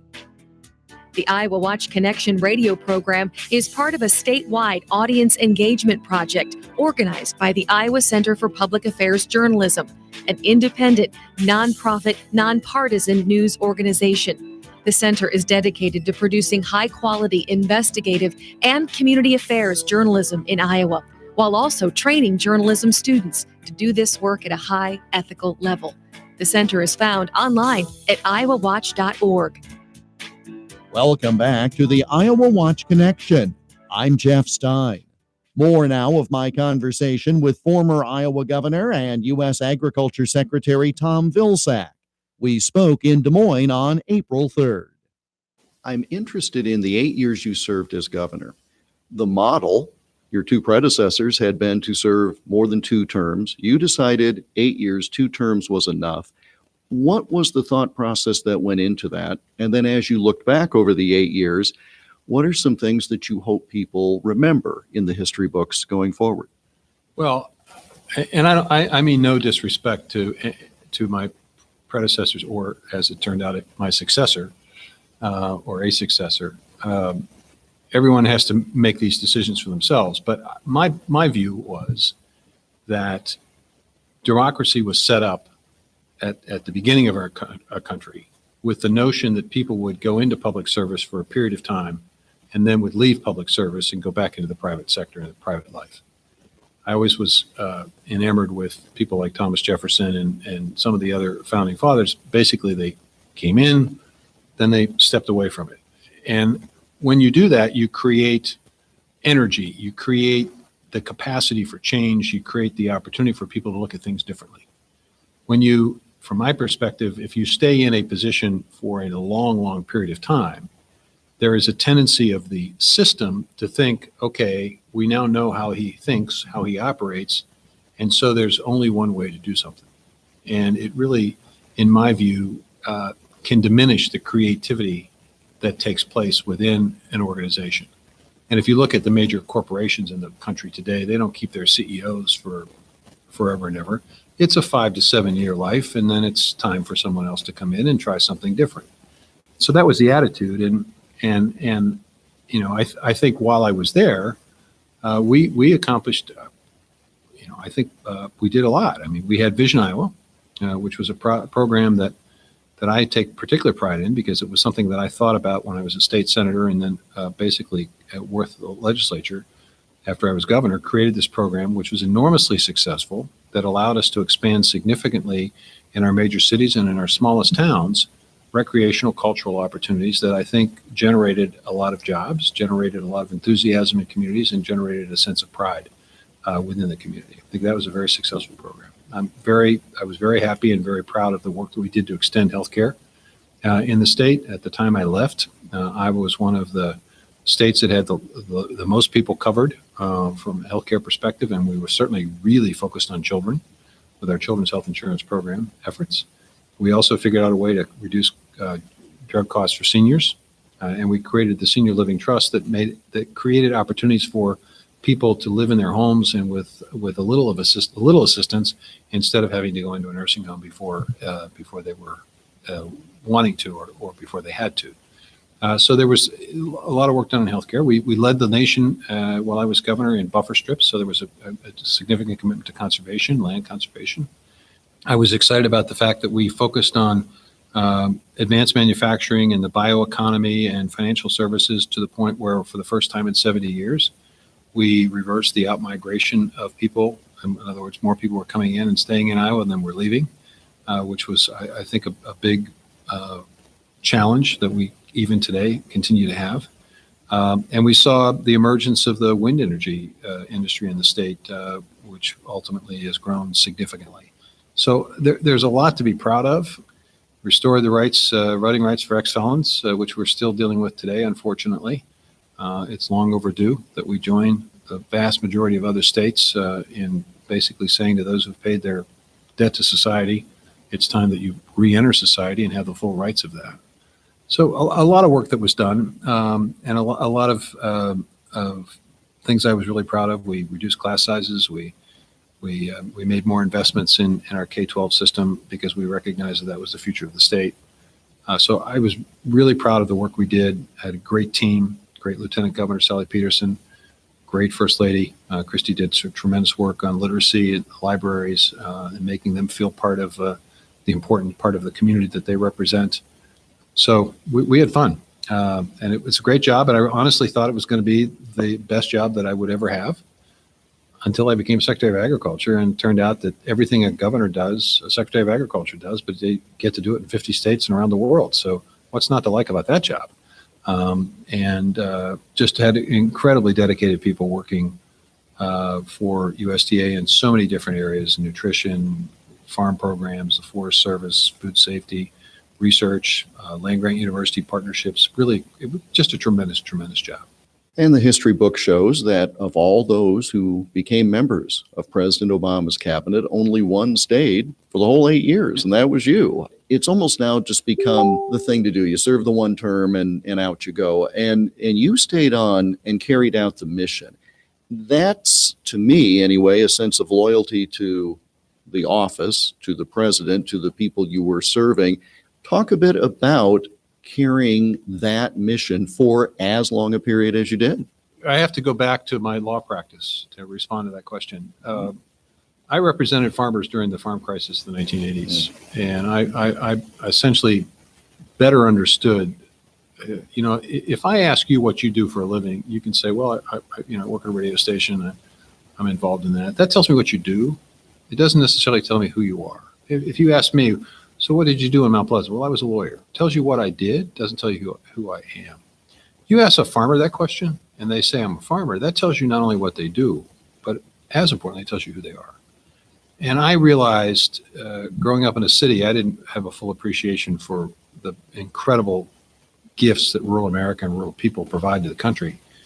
I realized that these folks needed a voice, and they needed somebody who would work as hard as they work And so when I had the opportunity to represent farmers and work for farmers and work for rural places, it was an opportunity I didn't want to give up because I realized that I think I could make a difference and I could add a voice in Washington, D.C. and frankly around the country. There just is not the appreciation, the level of understanding on the part of folks about what rural America provides. So when I give speeches now, I say, think about where your food comes from. And everyone goes, oh, well, I know that. Food comes from the rural places. Yeah, but think about the fact that you have food coming from the best people in the world producing that food. They're the best, right? And they're not only the best in the world today, they're the best ever. And so I use the comparison, best baseball player today, what's the reward? 10-year contract, $300 million. Best farmer, reward? Your farm's flooded in Southwest Iowa. Tough luck. Sorry about that. Or 2012, it's just not going to rain for the next 6 months. All that corn you planted, not going to yield much. So even the best at this work have an incredible risk, but yet they continue to do it. They make us a food secure nation, which means we don't have to depend on anyone else for food. They produce it in such an efficient way that we together with our food industry, we are relatively inexpensive food. So we have more of our paychecks than anybody else in the world. And all of us who are currently not farmers are able and free to be not farmers because we've delegated the responsibility of feeding our families. And then on top of all that, darned if they don't send more of their sons and daughters and their grandkids in the military to defend us. So what's not to like about these folks, and what's not to want to be able to help them? So if you have 8 years of an opportunity with roughly 100,000 people working with you on 72% of the land mass of the United States, which is what rural America represents, and you have an opportunity to make a difference to 15% of America's population, you have the opportunity to help feed not just Americans, but the rest of the world through exports. You have an opportunity to help support the millions of jobs that are connected to the food and agriculture industry. Why would you want to give that up? Those of us who have a voice, those of us who have power, those of us who had power are able to make sure that at the end of the day, when they look back, they can say, the world's a better place, or the world that I lived in, the world that I had impact on is a better place, a fairer place, a more just place, a place of better opportunities, a place of hopefulness and optimism. And, at the end of the day, I don't think you necessarily want to go to your grave thinking, well, by golly, I showed those folks. I showed that I was right and they were wrong. But what? That does not move the dial. So I keep thinking of those grandkids, and I think a lot of grandparents keep thinking of their grandkids, and I think we owe them our best effort at making the world a better place. Tom Vilsack, the 40th governor of the state of Iowa and U.S. Secretary of Agriculture in the Obama administration. We spoke in Des Moines on April 3rd. And that brings us to the close of this week's program. We're back again next week at this same time. In the meantime, you can connect with us online, iowawatch.org. Click on the Iowa Watch Connection tab at the top of the page to listen to all or part of this program again, or a list of stations that carry the program, and more. iowawatch.org. I'm Jeff Stein. Thank you for joining us, and we hope you'll make the Iowa Watch Connection again next week. The Iowa Watch Connection is a copyrighted presentation of the Iowa Center for Public Affairs Journalism, which is solely responsible for its content. For more information about the center, including how you can contribute so high-quality investigative and community affairs journalism and student training can continue, go online, iowawatch.org.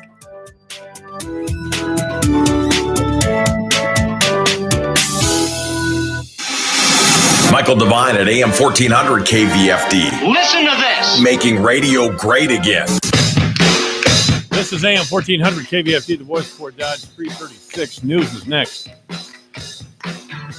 The choice of a lawyer is an important decision and should not be based solely on advertising. Sponsored by Case Legal Media. Attention. This is an important message for anyone that has been diagnosed with cancer after being exposed to Roundup or other weed killers. The Internal Agency for Research on Cancer warned that overexposure to Roundup and other weed killers may increase the risk of developing non-Hodgkin's lymphoma. Monsanto, the manufacturer of Roundup, may have known that Roundup and other weed killers were likely linked to organ damage and cancer. This information was hidden from the public as proprietary trade secret since 1981, and Monsanto Monsanto may have failed to warn of the potential risk of cancer. If you or a loved one has been diagnosed with cancer after being exposed to Roundup or other weed killers, you may be entitled to significant compensation. Call us now at 800-715-3913. Our network of attorneys are ready to fight for you. You'll pay nothing unless there's a recovery in your favor. Call now for a free consultation at 800-715-3913. You must protect your legal rights. Call 800-715-3913. Again, 800-715-3913.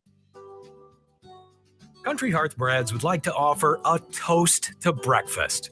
Their new breakfast breads are baked with simple, natural ingredients like fresh apples and cinnamon, cranberries and wild rice, real maple syrup, and sweet, tangy blueberries. They're great right out of the package, but with their slightly chewy texture, they're even better toasted. No matter how you like yours, Country Hearth breakfast breads are the naturally delicious choice. Your news, your town, your station. KVFD News when it breaks. Here's a look at local news from the newsroom. I'm Bob Fisher reporting. Health officials have reported the first confirmed Iowa case of measles since 2011. The Iowa Department of Public Health said earlier today that the person from northeastern Iowa was not vaccinated and contracted measles while on a trip to Israel, where outbreaks have been reported. Iowa officials are working with the infected person as well as with people that he or she potentially exposed. The department says there's no indication of any threat to the general public.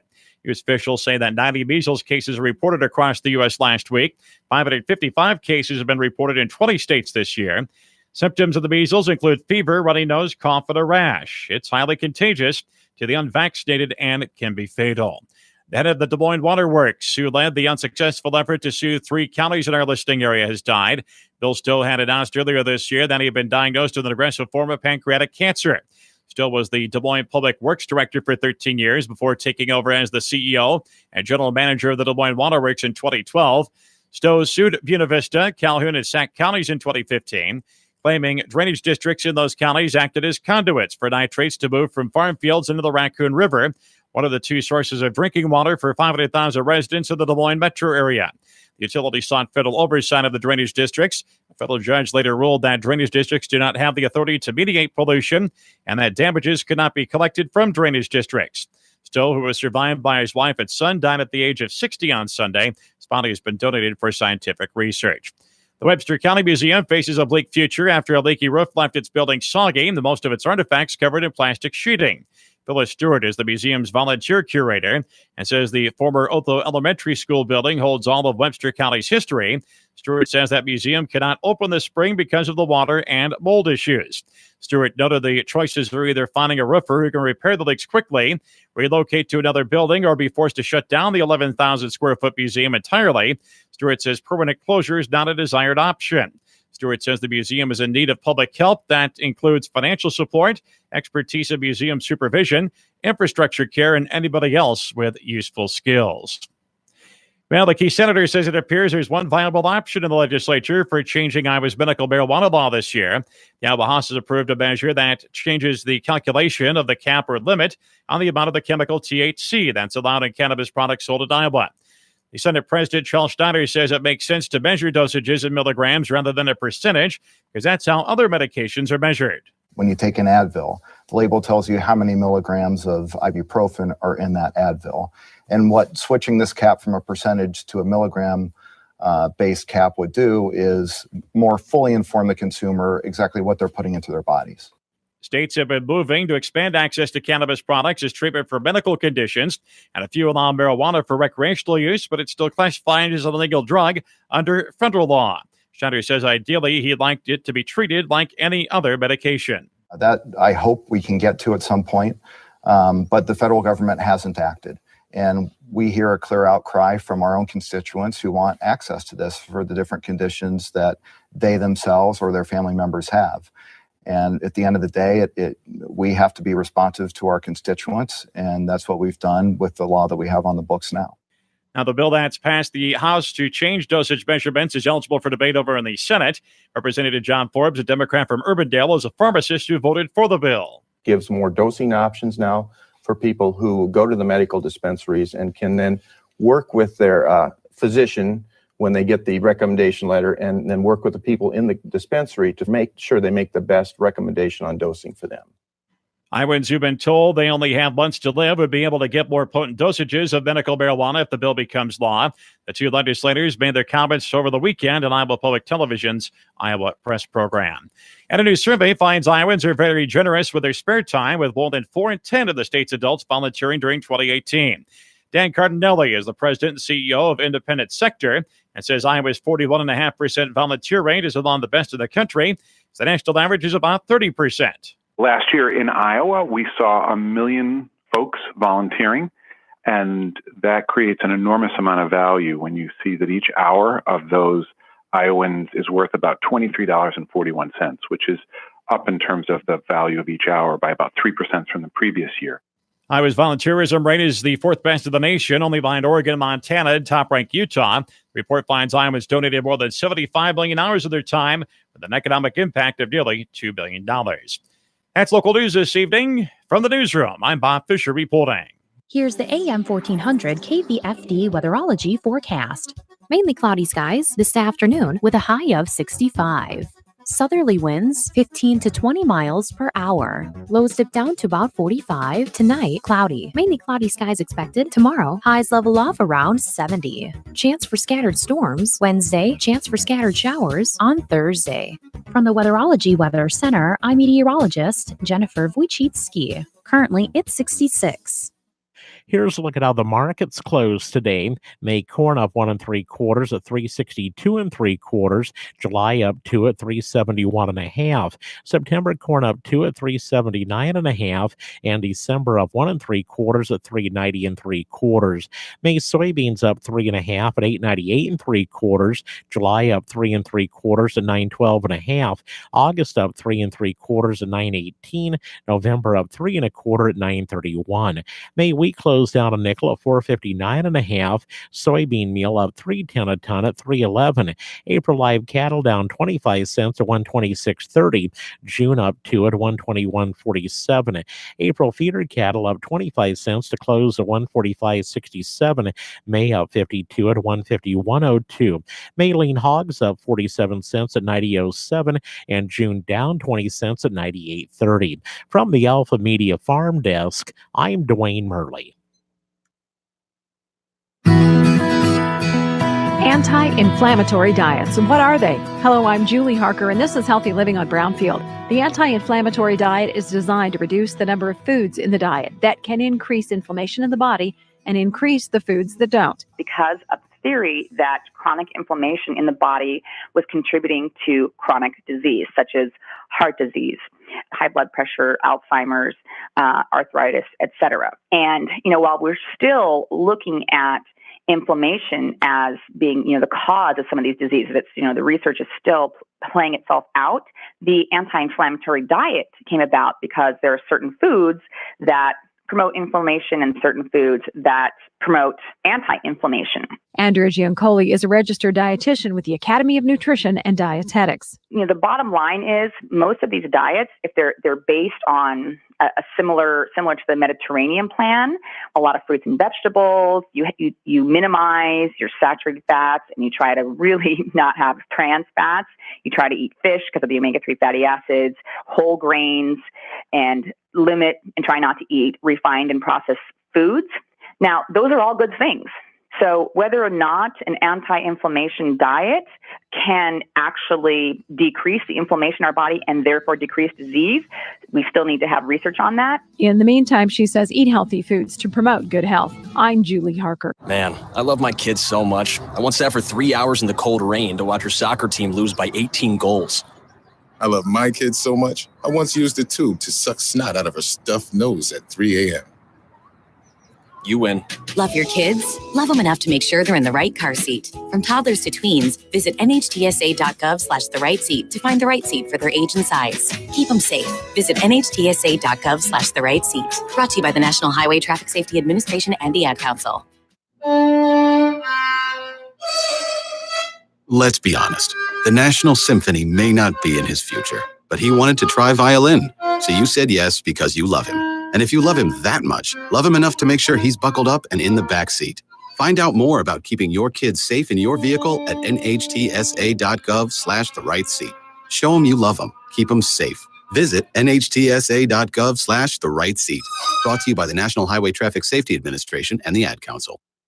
At Menards, nobody beats our prices, so you can save big money on everything to update your garage. Rust-Oleum's rock-solid garage floor coating kit covers up to 250 square feet and is 20 times stronger than epoxy. You'll be able to drive on it in just 24 hours. Available in 3 high-gloss colors. On sale for $99. Plus, a Menards gift card is perfect for Mother's Day. Stop in and save big money through April 21st during Menards Easter sale.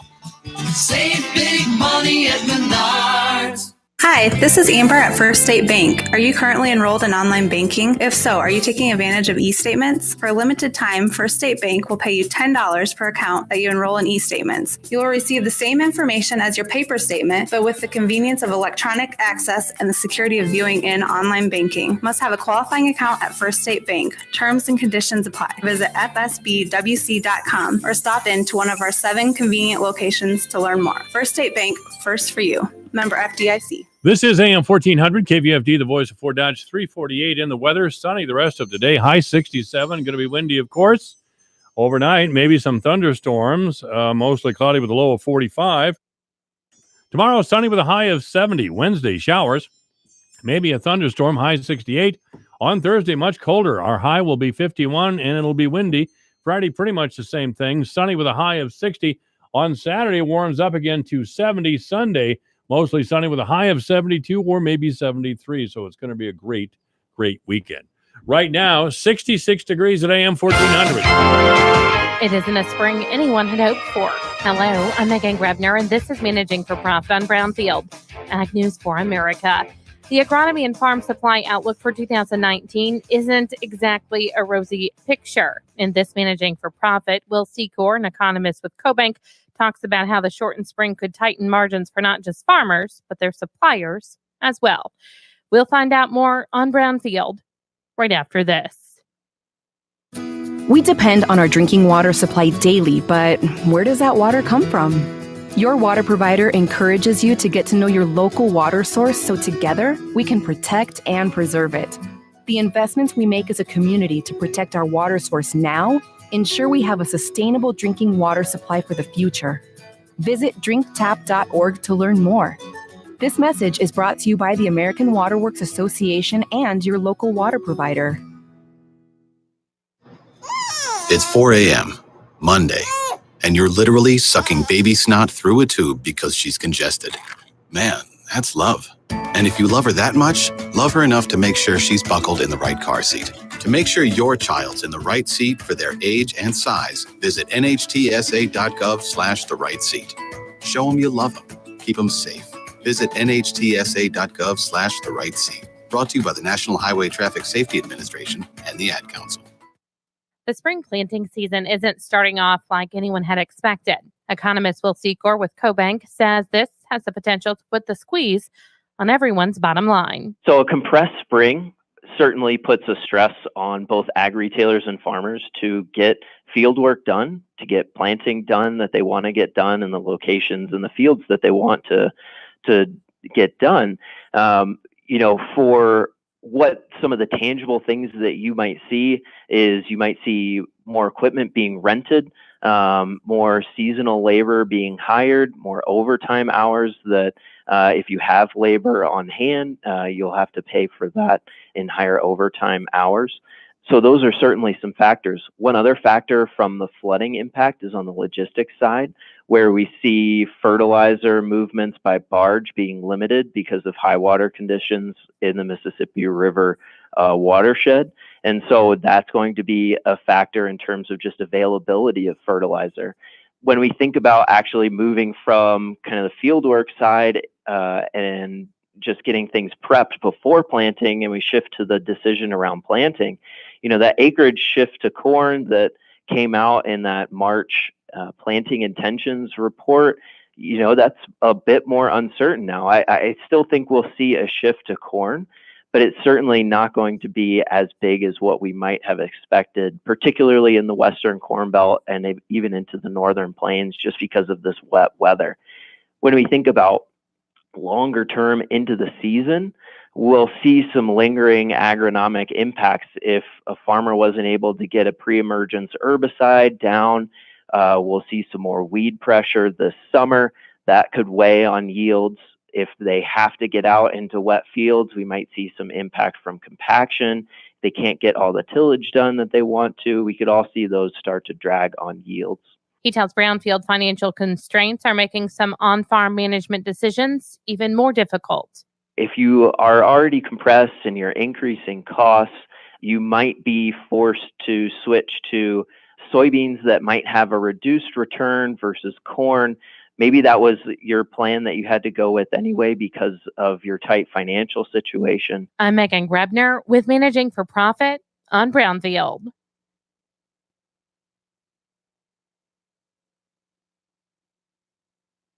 This is Chris Heslop with Star Energy FS. I understand that time is a precious commodity, especially when it comes to your operation. That's why I am dedicated to be the best at providing business solutions for your operation. FS proudly supports the local communities we serve and is committed to helping your operation continue to run smoothly so that you can spend more time with those you care the most about. Star Energy FS is your local, reliable supplier for fuel, lubricant, and propane needs. FS, the people and the products to take you further.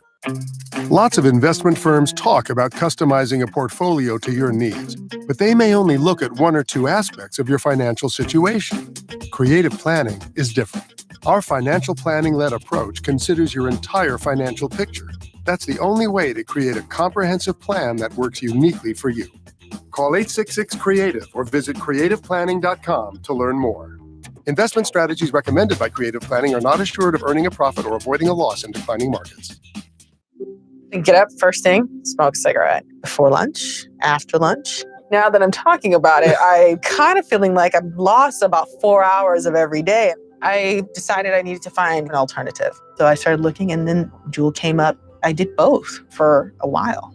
Eventually I just switched over and it's very quick. Mimi made the switch July 2015. Make the switch at JUUL.com. Warning, this product contains nicotine. Nicotine is an addictive chemical. And now, a quick comparison from Grasshopper. When a client calls, what do you want them to hear? Your personal voicemail? Hey, you've reached Greg's cell phone. I'm away right now, obviously.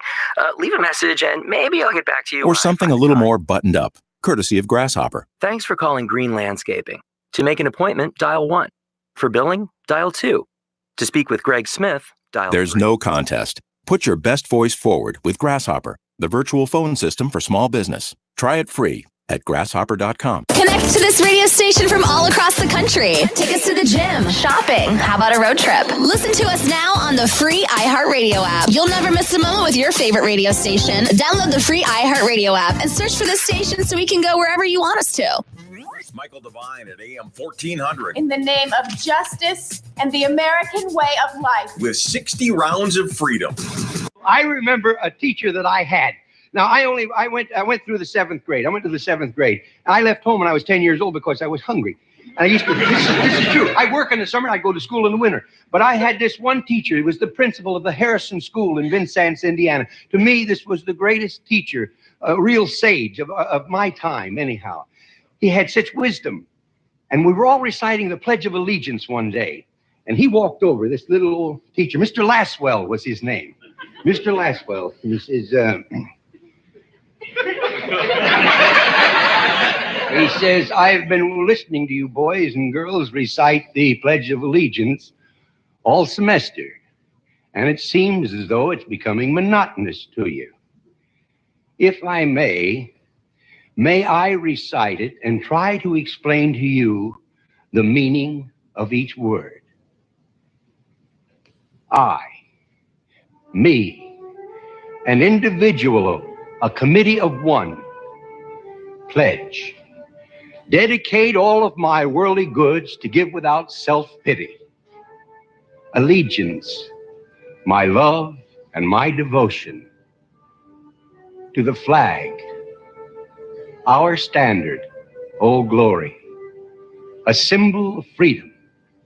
Wherever she waves, there's respect, because your loyalty has given her a dignity that shouts freedom is everybody's job. United, That means that we have all come together. States, individual communities that have united into 48 great states. 48 individual communities with pride and dignity and purpose. All divided with imaginary boundaries, yet united to a common purpose. And that's love for country. And to the republic, a state in which sovereign power is invested in representatives chosen by the people to govern. And government is the people. And it's from the people to the leaders, not from the leaders to the people, for which it stands. One nation, meaning so blessed by God, indivisible, incapable of being divided, with liberty, which is freedom, the right of power to live one's own life without threats, fear, or some sort of retaliation. And justice, the principle or qualities of dealing fairly with others. For all, which means, boys and girls, it's as much your country as it is mine. And now, boys and girls, let me hear you recite the Pledge of Allegiance. I pledge allegiance to the flag of the United States of America and to the republic for which it stands, one nation, indivisible, with liberty and justice for all. Since I was a small boy, 2 states have been added to our country, and 2 words have been added to the Pledge of Allegiance: under God. Wouldn't it be a pity if someone said that is a prayer and that would be eliminated from schools too?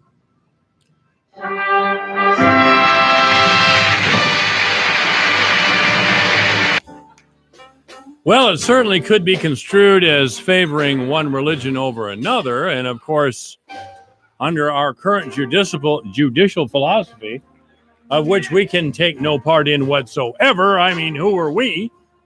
We're supposedly free people, but we answer to the rule of 7 or 9.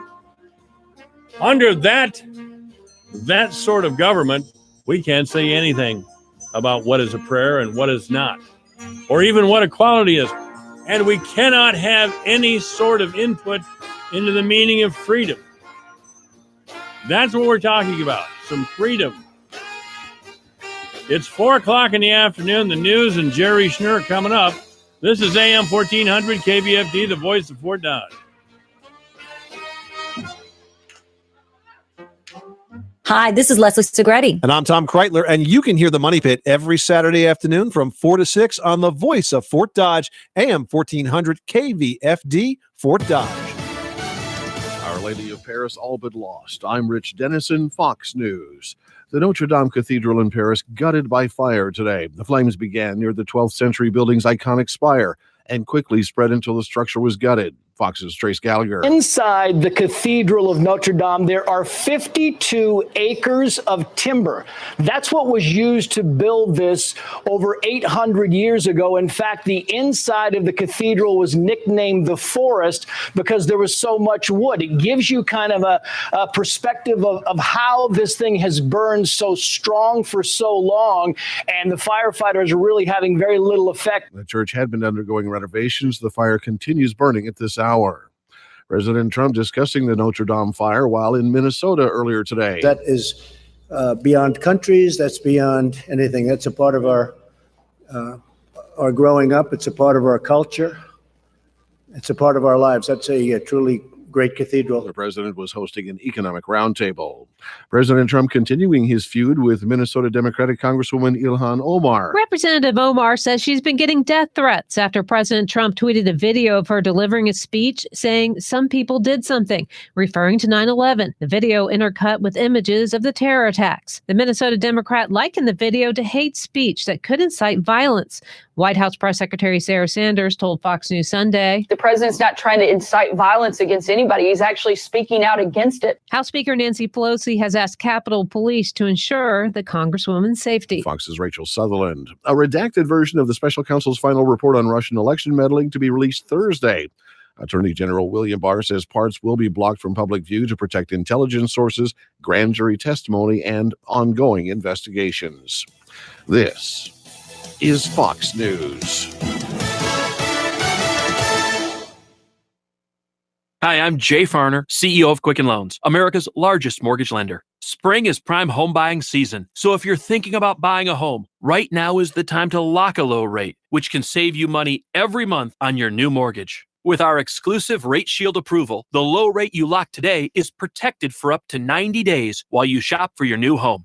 With a Rate Shield approval, if rates go up, your low rate stays locked. But if rates go down, you get that new, even lower rate. Either way, you win. Talk to us today at 800-QUICKEN or go to rocketmortgage.com to take advantage. Here's another great reason to work with us. For a record 9 years in a row, J.D. Power has ranked Quicken Loans highest in the nation in customer satisfaction for primary mortgage origination. Again, to lock in today's low mortgage interest rate and get the security of our exclusive Rate Shield approval, call us today at 800-QUICKEN or go to rocketmortgage.com. For J.D. Power award information, visit jdpower.com. Rate Shield approval only valid on certain 30-year fixed-rate loans. Equal housing lender. License in all 50 states. NMLS number 3030.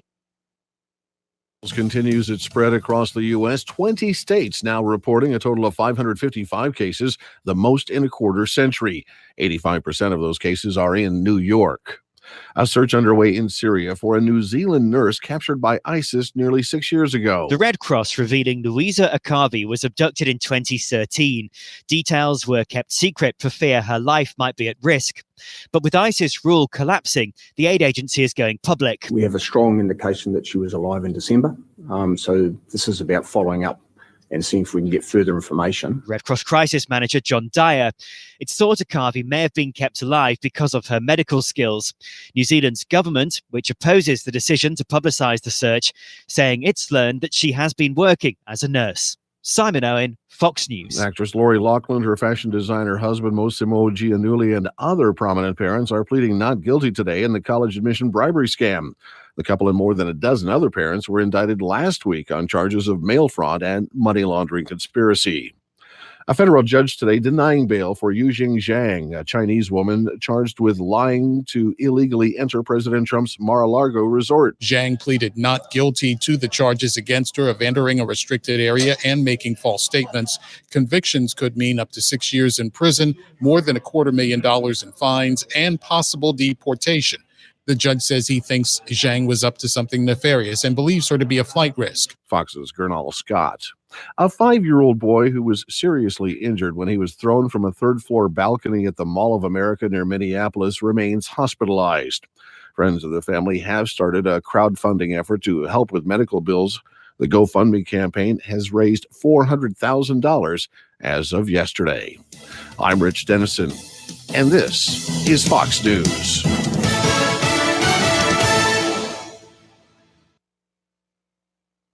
Your news, your town, your station. KVFD News when it breaks. Here's a look at local news from the newsroom. I'm Bob Fisher reporting. Health officials have reported the first confirmed Iowa case of measles since 2011. The Iowa Department of Public Health said earlier today that the person from northeastern Iowa was not vaccinated and contracted measles while on a trip to Israel, where outbreaks have been reported. Iowa officials are working with the infected person as well as with people that he or she potentially exposed. The department says there's no indication of any threat to the general public. U.S. officials say that 90 measles cases are reported across the U.S. last week. 555 cases have been reported in 20 states this year. Symptoms of the measles include fever, runny nose, cough, and a rash. It's highly contagious to the unvaccinated and it can be fatal. The head of the Des Moines Water Works, who led the unsuccessful effort to sue 3 counties in our listing area, has died. Bill Stowe had announced earlier this year that he had been diagnosed with an aggressive form of pancreatic cancer. Stowe was the Des Moines Public Works Director for 13 years before taking over as the CEO and General Manager of the Des Moines Water Works in 2012.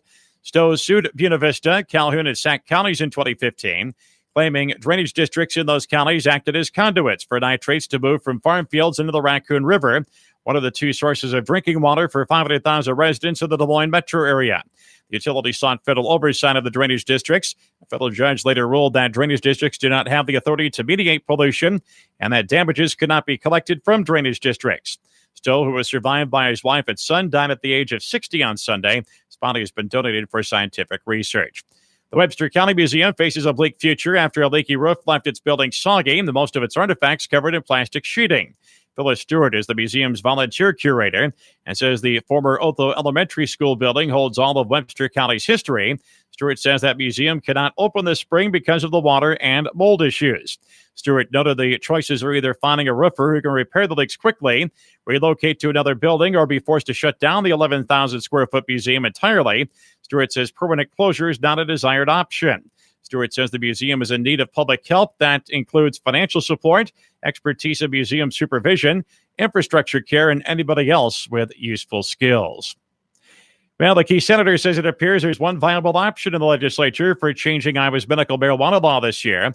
The Iowa House has approved a measure that changes the calculation of the cap or limit on the amount of the chemical THC that's allowed in cannabis products sold in Iowa. The Senate President Charles Steiner says it makes sense to measure dosages in milligrams rather than a percentage because that's how other medications are measured. When you take an Advil, the label tells you how many milligrams of ibuprofen are in that Advil. And what switching this cap from a percentage to a milligram based cap would do is more fully inform the consumer exactly what they're putting into their bodies. States have been moving to expand access to cannabis products as treatment for medical conditions, and a few allow marijuana for recreational use, but it's still classified as an illegal drug under federal law. Steiner says ideally he'd like it to be treated like any other medication. That I hope we can get to at some point, but the federal government hasn't acted. And we hear a clear outcry from our own constituents who want access to this for the different conditions that they themselves or their family members have. And at the end of the day, we have to be responsive to our constituents, and that's what we've done with the law that we have on the books now. Now, the bill that's passed the House to change dosage measurements is eligible for debate over in the Senate. Representative John Forbes, a Democrat from Urbandale, is a pharmacist who voted for the bill. Gives more dosing options now for people who go to the medical dispensaries and can then work with their physician when they get the recommendation letter and then work with the people in the dispensary to make sure they make the best recommendation on dosing for them. Iowans who've been told they only have months to live would be able to get more potent dosages of medical marijuana if the bill becomes law. The two legislators made their comments over the weekend on Iowa Public Television's Iowa Press program. And a new survey finds Iowans are very generous with their spare time, with more than 4 in 10 of the state's adults volunteering during 2018. Dan Cardinelli is the president and CEO of Independent Sector and says Iowa's 41.5% volunteer rate is among the best in the country. The national average is about 30%. Last year in Iowa, we saw 1 million folks volunteering, and that creates an enormous amount of value when you see that each hour of those Iowans is worth about $23.41, which is up in terms of the value of each hour by about 3% from the previous year. Iowa's volunteerism rate is the 4th best in the nation, only behind Oregon and Montana, top-ranked Utah. The report finds Iowans donated more than 75 million hours of their time with an economic impact of nearly $2 billion. That's local news this evening. From the newsroom, I'm Bob Fisher reporting. Here's the AM 1400 KVFD weatherology forecast. Mainly cloudy skies this afternoon with a high of 65.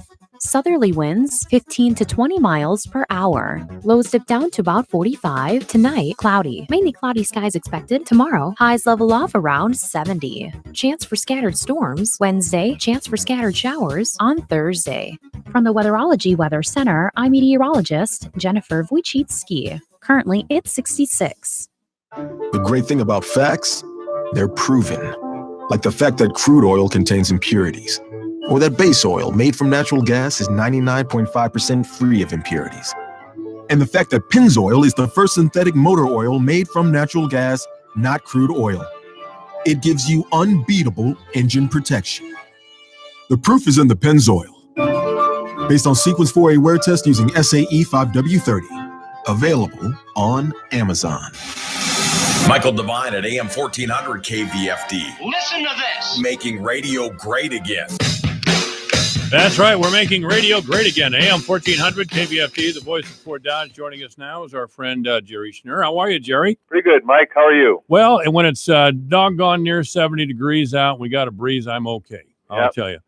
Yep, you got reason to be happy. I'm a little cranky in February anymore, when it gets to be about 50 below and I can hardly go out of the house. People notice that about me. What's wrong with you, you old grump? Well, every time I try to go out of the house, I get blown over in the snow, and I'm just the wrong age group to do that anymore. That's right. Anyway, today's not that way, and boy, am I happy that that's the case. Jerry, of course, is a local attorney, and he's been a warrior about being on this radio program for quite a long time. And we always discuss the impact of the judiciary on our lives, and more importantly, I guess, the legal system in general, which is a mystery to most of us. And it is our hope, Jerry and I, that somehow these conversations will spur discussion on what the Supreme Court and the judicial branch and what sort of legal system we have. The more information, the better informed the public is, the better off we are, I believe. And I'm sure that Jerry feels the same way. I would agree. So let's dive right into it here.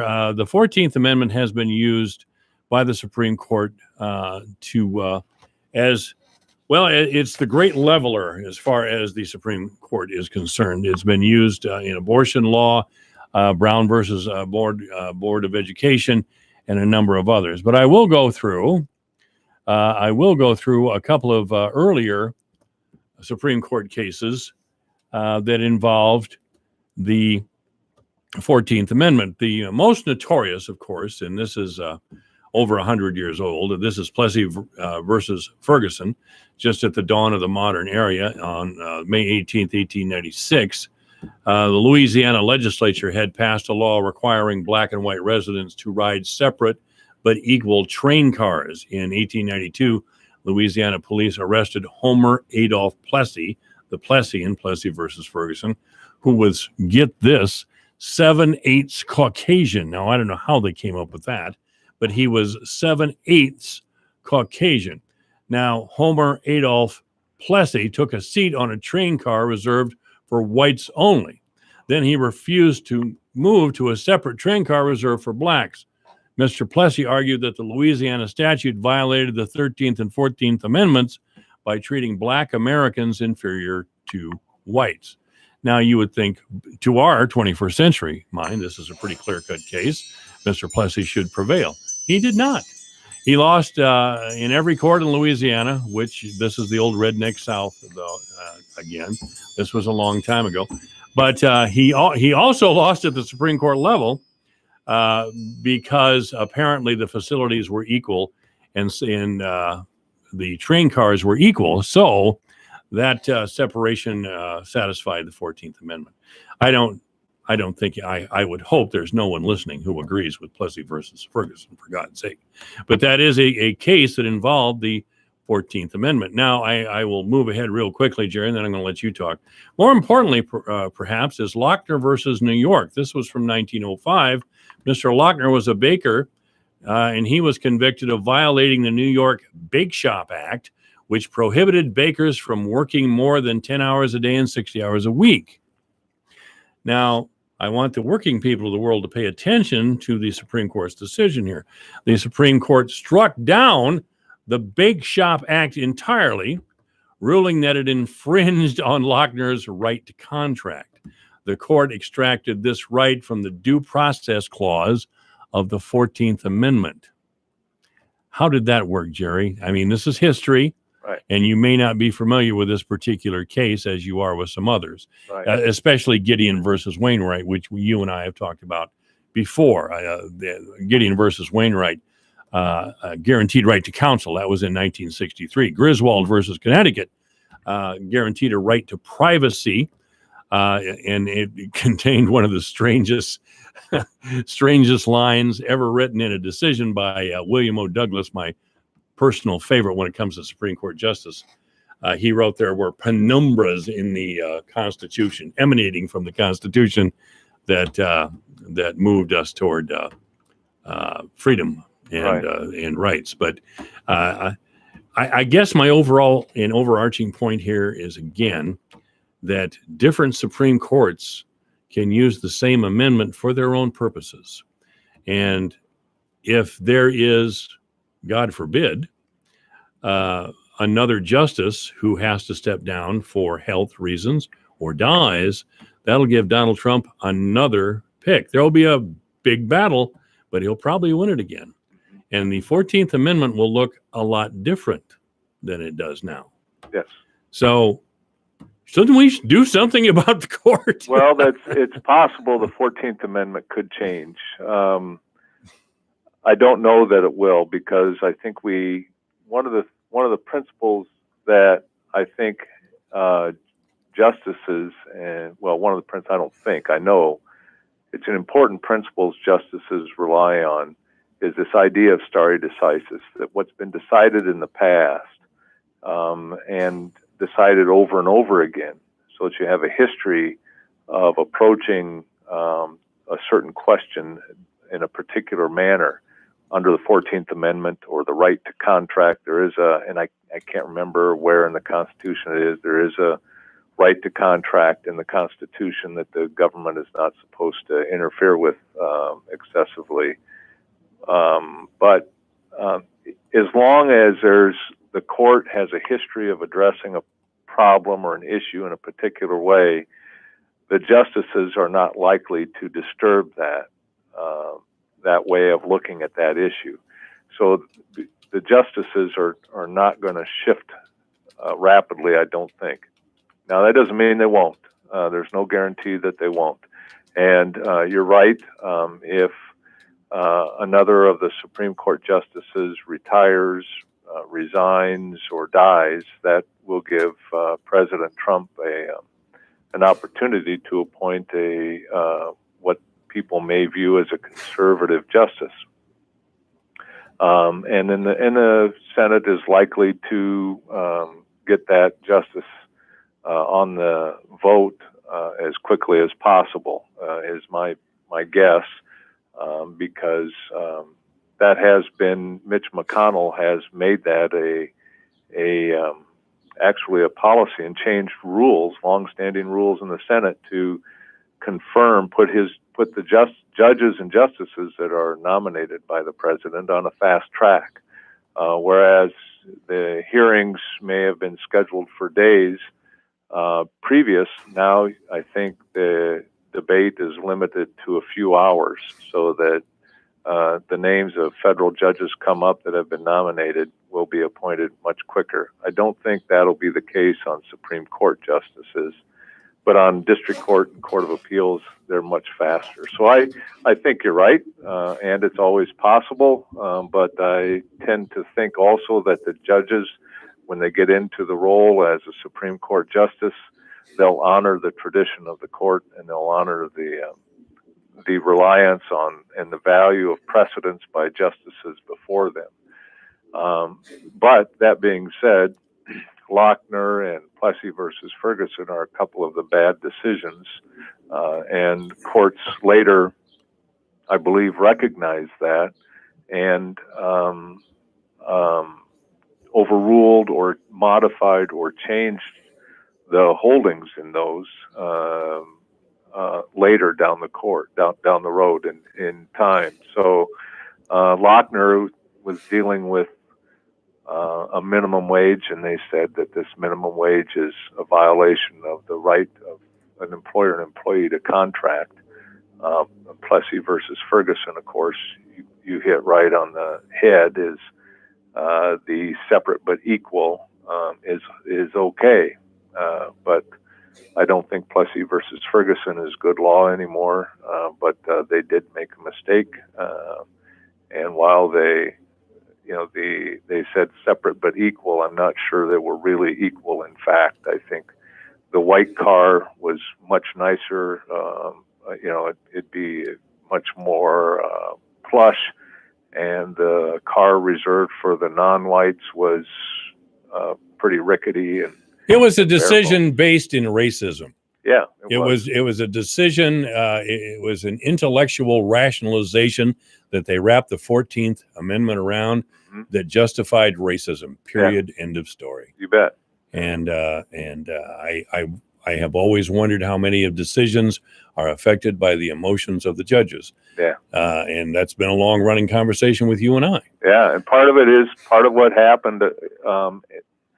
And I haven't really looked at this decision probably since law school very much, but it has to do with the time. It has to do with the culture at the time and the culture of the justices. We talked about Dred Scott, and Dred Scott was Justice Tierney from Maryland, and he was a great defender of the Confederacy. He was a slaver. Yeah, and then he resigned actually and became, I think, a justice on the Confederate Supreme Court after the Confederacy was founded during the Civil War. He resigned, I believe, from the U.S. Supreme Court, if I'm not mistaken. Well, let's fast forward from Lochner about 50 years and look at Brown versus Board of Education. Now, there, the Supreme Court threw out the idea of equal facilities. Right. They believed there was no such thing. And as a matter of fact, black children had substandard buildings. Their textbooks, if they had them, were beat up, pages missing, and not enough to go around in the school. But somehow, because they had, and this was the Board of Education now, I think this was, what state was this in? Was this in? Brown versus Board of Education. Oh, man. Yeah, I used to know too. I did too. It was a southern state, but now Jerry and I are stumped by our own questions, so we got to move on. But the position of the state of the Board of Education is, hey, we're educating children equally, just in different buildings. Well, the Supreme Court didn't buy that, right? And said, well, for one thing, the facilities over here for these black kids is terrible, yeah, and yours are the white kids are much better. Yeah. So under the Equal Protection Clause, the court, in a rather severe break from what you refer to as stare decisis, completely changed their position. They did in Gideon versus Wainwright, where the court found that anyone should have benefit of an attorney. Loving versus Virginia, a white man and a black woman wanted to get married, and it was against the law. In 1967, I was in high school. It was against the law in Virginia for a black person to marry a white person.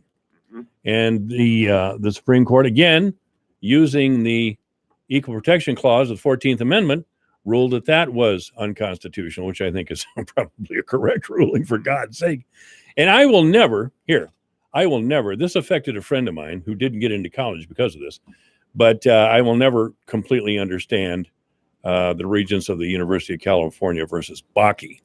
Bakke was a white man whose scores, he wanted to go to medical school.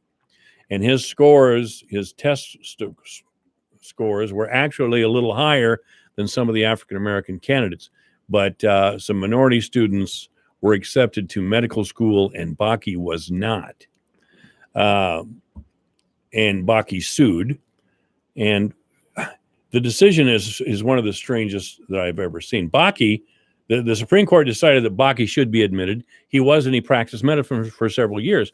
But I still, and Lewis Powell was a conservative justice, but he said that racial quotas violated the Equal Protection Clause of the 14th Amendment. But quotas existed, and they exist to this day. So I don't know what that decision really did other than get Bakke into school. Yeah, I don't know that. This is just ignorance on my part, probably, but I don't know in education, in the area of education, I don't know that quotas exist. I don't think they exist in employment. I think the court has said that they recognize, one of the arguments is that there's a value to having a diverse student population. Right. And so race can be taken as a consideration, but you can't have quotas I think Texas Tech just announced that they will not consider race in the admissions process. But they have been. Well, they've probably used it as some kind of a consideration. Now, I don't know what that means, and I don't think they say we're going to have X number whites, X number African Americans, X number Mexican Americans, X number Oriental descendants. I don't think they do that. By the way, the most discriminated group is Asians. The Asians beat everybody. Oh, I mean, their academic scores are through the roof. Yeah. But because of the preferences of affirmative action, some have not been admitted to graduate schools that they prefer. Yeah. And there have been many lawsuits in California over this. Yeah. I don't, where there's a large Asian population. Yeah. I don't know how they're the academics, of course, who run the university are very liberal people, and they like affirmative action or quotas, whatever you prefer to call it.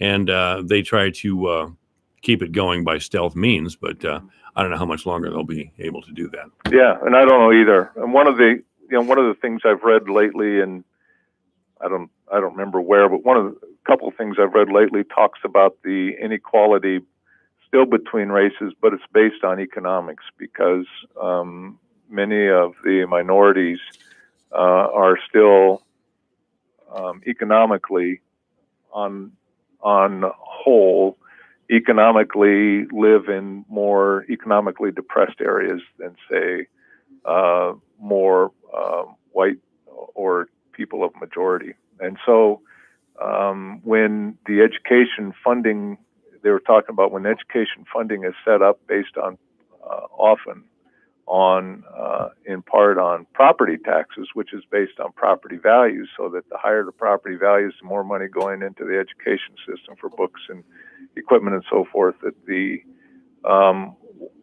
white children and families have an advantage over the black children and families. It's kind of the separate but equal that we talked about before. The separate wasn't necessarily equal. And so that's something that some have commented on. And I don't know how that would play into it. And often what those do is you have kids with talent and ability that may not have been able to get those developed because they don't have access to the same resources that maybe somebody in a better funded school has. Well, I can't deny the Supreme Court has changed the culture in some ways that I approve of. I do. Yeah. Loving versus Virginia would be a perfect example. Again, I was in high school in 1967, and I cannot believe that two people who wanted to get married, a man and a woman, couldn't do it. Right. And the way Virginia pursued this was something else again. Yeah. And the couple, Richard Loving and his soon-to-be wife, Mildred, actually went to Washington, D.C. and got married. Mm-hmm. So they came back and started living as husband and wife, and they were arrested. Yeah. God. Yeah. Yeah, it's pretty crazy when we think what it used to be. And so you're right, the court has changed it. And even think about the little case from Des Moines we've talked about before, the Tinker case. The Tinker case. We're up on the 50th anniversary of Tinker. Yeah. And that changed a lot of things. Think how the culture in high schools and education changed because of the Tinker case. I was in high school then too, and I remember when that decision came down, a couple of students started wearing black armbands in protest of the Vietnam War. Yeah. And some of the World War II and Korean veterans on staff didn't like that a bit. Right. But it was law, and that was it. Well, you had, and I've heard stories of kids after that. Then they would protest, not necessarily on that, but on some of the dress code policies. You remember the dress codes? Oh, you bet. Hair length and dress codes, and tell me about it. Yeah, and so the administration then would change some of those policies, but the kids then were able to stand up and speak out and get some of those changes. I remember the principal of the school I was in took several of the girls into the gymnasium one day, shut the door. He had a female teacher with him. And all the girls had to kneel on the floor. Oh, and if their dress didn't touch the floor, they got sent home. Oh, wow. Wow. Yeah. Find a student wearing a dress today. If we do, his name's probably Bob. But the world changes. Jerry Schneer's been our guest. Thank you, Jerry. Thanks, Mike. Have a great day. You bet. Michael Devine at AM 1400 In the name of justice and the American way of life. with 60 rounds of freedom. It's 4:31. The news is coming up. Hi, I'm Jamie Brundage, owner of Historic Bruce Funeral Home. When you're planning the memorialization of your loved one, you're telling their story and sharing special memories with your family and friends. At Historic Bruce Funeral Home, we're proud to help you celebrate the life of your loved one, and we're here to guide you with your selections as we help you and your family say goodbye in a way that's right for you. Our staff is committed to compassionate care and attention to detail. Historic Bruce Funeral Home, Fort Dodge. Online at brucesfuneralhome.com. Lots of investment firms talk about customizing a portfolio to your needs, but they may only look at one or two aspects of your financial situation. Creative planning is different. Our financial planning-led approach considers your entire financial picture. That's the only way to create a comprehensive plan that works uniquely for you. Call 866-CREATIVE or visit creativeplanning.com to learn more. Investment strategies recommended by Creative Planning are not assured of earning a profit or avoiding a loss in declining markets. Your news, your town, your station. KVFD News when it breaks. Here's a look at local news from the newsroom. I'm Bob Fisher reporting. Health officials have reported the first confirmed Iowa case of measles since 2011. The Iowa Department of Public Health said earlier today that the person from northeastern Iowa was not vaccinated and contracted measles while on a trip to Israel, where outbreaks have been reported. Iowa officials are working with the infected person as well as with people that he or she potentially exposed. The department says there's no indication of any threat to the general public. U.S. officials say that 90 measles cases are reported across the U.S. last week. 555 cases have been reported in 20 states this year. Symptoms of the measles include fever, runny nose, cough, and a rash. It's highly contagious to the unvaccinated and can be fatal. The head of the Des Moines Water Works, who led the unsuccessful effort to sue 3 counties in our listing area, has died. Bill Still had announced earlier this year that he had been diagnosed with an aggressive form of pancreatic cancer. Still was the Des Moines Public Works Director for 13 years before taking over as the CEO and General Manager of the Des Moines Water Works in 2012. Stowe sued Buena Vista, Calhoun, and Sac counties in 2015, claiming drainage districts in those counties acted as conduits for nitrates to move from farm fields into the Raccoon River, one of the 2 sources of drinking water for 500,000 residents of the Des Moines metro area. The utility sought federal oversight of the drainage districts. A federal judge later ruled that drainage districts do not have the authority to mediate pollution and that damages could not be collected from drainage districts. Stowe, who was survived by his wife and son, died at the age of 60 on Sunday. His body has been donated for scientific research. The Webster County Museum faces a bleak future after a leaky roof left its building soggy, and most of its artifacts covered in plastic sheeting. Phyllis Stewart is the museum's volunteer curator and says the former Otho Elementary School building holds all of Webster County's history. Stewart says that museum cannot open this spring because of the water and mold issues. Stewart noted the choices are either finding a roofer who can repair the leaks quickly, relocate to another building, or be forced to shut down the 11,000 square foot museum entirely. Stewart says permanent closure is not a desired option. Stewart says the museum is in need of public help that includes financial support, expertise in museum supervision, infrastructure care, and anybody else with useful skills. Well, the key senator says it appears there's one viable option in the legislature for changing Iowa's medical marijuana law this year. The Iowa House has approved a measure that changes the calculation of the cap or limit on the amount of the chemical THC that's allowed in cannabis products sold in Iowa. The Senate President Charles Steiner says it makes sense to measure dosages in milligrams rather than a percentage because that's how other medications are measured. When you take an Advil, the label tells you how many milligrams of ibuprofen are in that Advil. And what switching this cap from a percentage to a milligram based cap would do is more fully inform the consumer exactly what they're putting into their bodies. States have been moving to expand access to cannabis products as treatment for medical conditions, and a few allow marijuana for recreational use, but it's still classified as an illegal drug under federal law. Steiner says ideally he'd like it to be treated like any other medication. That I hope we can get to at some point, but the federal government hasn't acted. And we hear a clear outcry from our own constituents who want access to this for the different conditions that they themselves or their family members have. And at the end of the day, we have to be responsive to our constituents, and that's what we've done with the law that we have on the books now. Now, the bill that's passed the House to change dosage measurements is eligible for debate over in the Senate. Representative John Forbes, a Democrat from Urbandale, is a pharmacist who voted for the bill. Gives more dosing options now for people who go to the medical dispensaries and can then work with their physician when they get the recommendation letter, and then work with the people in the dispensary to make sure they make the best recommendation on dosing for them. Iowans who've been told they only have months to live would be able to get more potent dosages of medical marijuana if the bill becomes law. The two legislators made their comments over the weekend on Iowa Public Television's Iowa Press program. And a new survey finds Iowans are very generous with their spare time, with more than 4 in 10 of the state's adults volunteering during 2018. Dan Cardinelli is the president and CEO of Independent Sector and says Iowa's 41.5% volunteer rate is among the best in the country. The national average is about 30%. Last year in Iowa, we saw 1 million folks volunteering, and that creates an enormous amount of value when you see that each hour of those Iowans is worth about $23.41, which is up in terms of the value of each hour by about 3% from the previous year.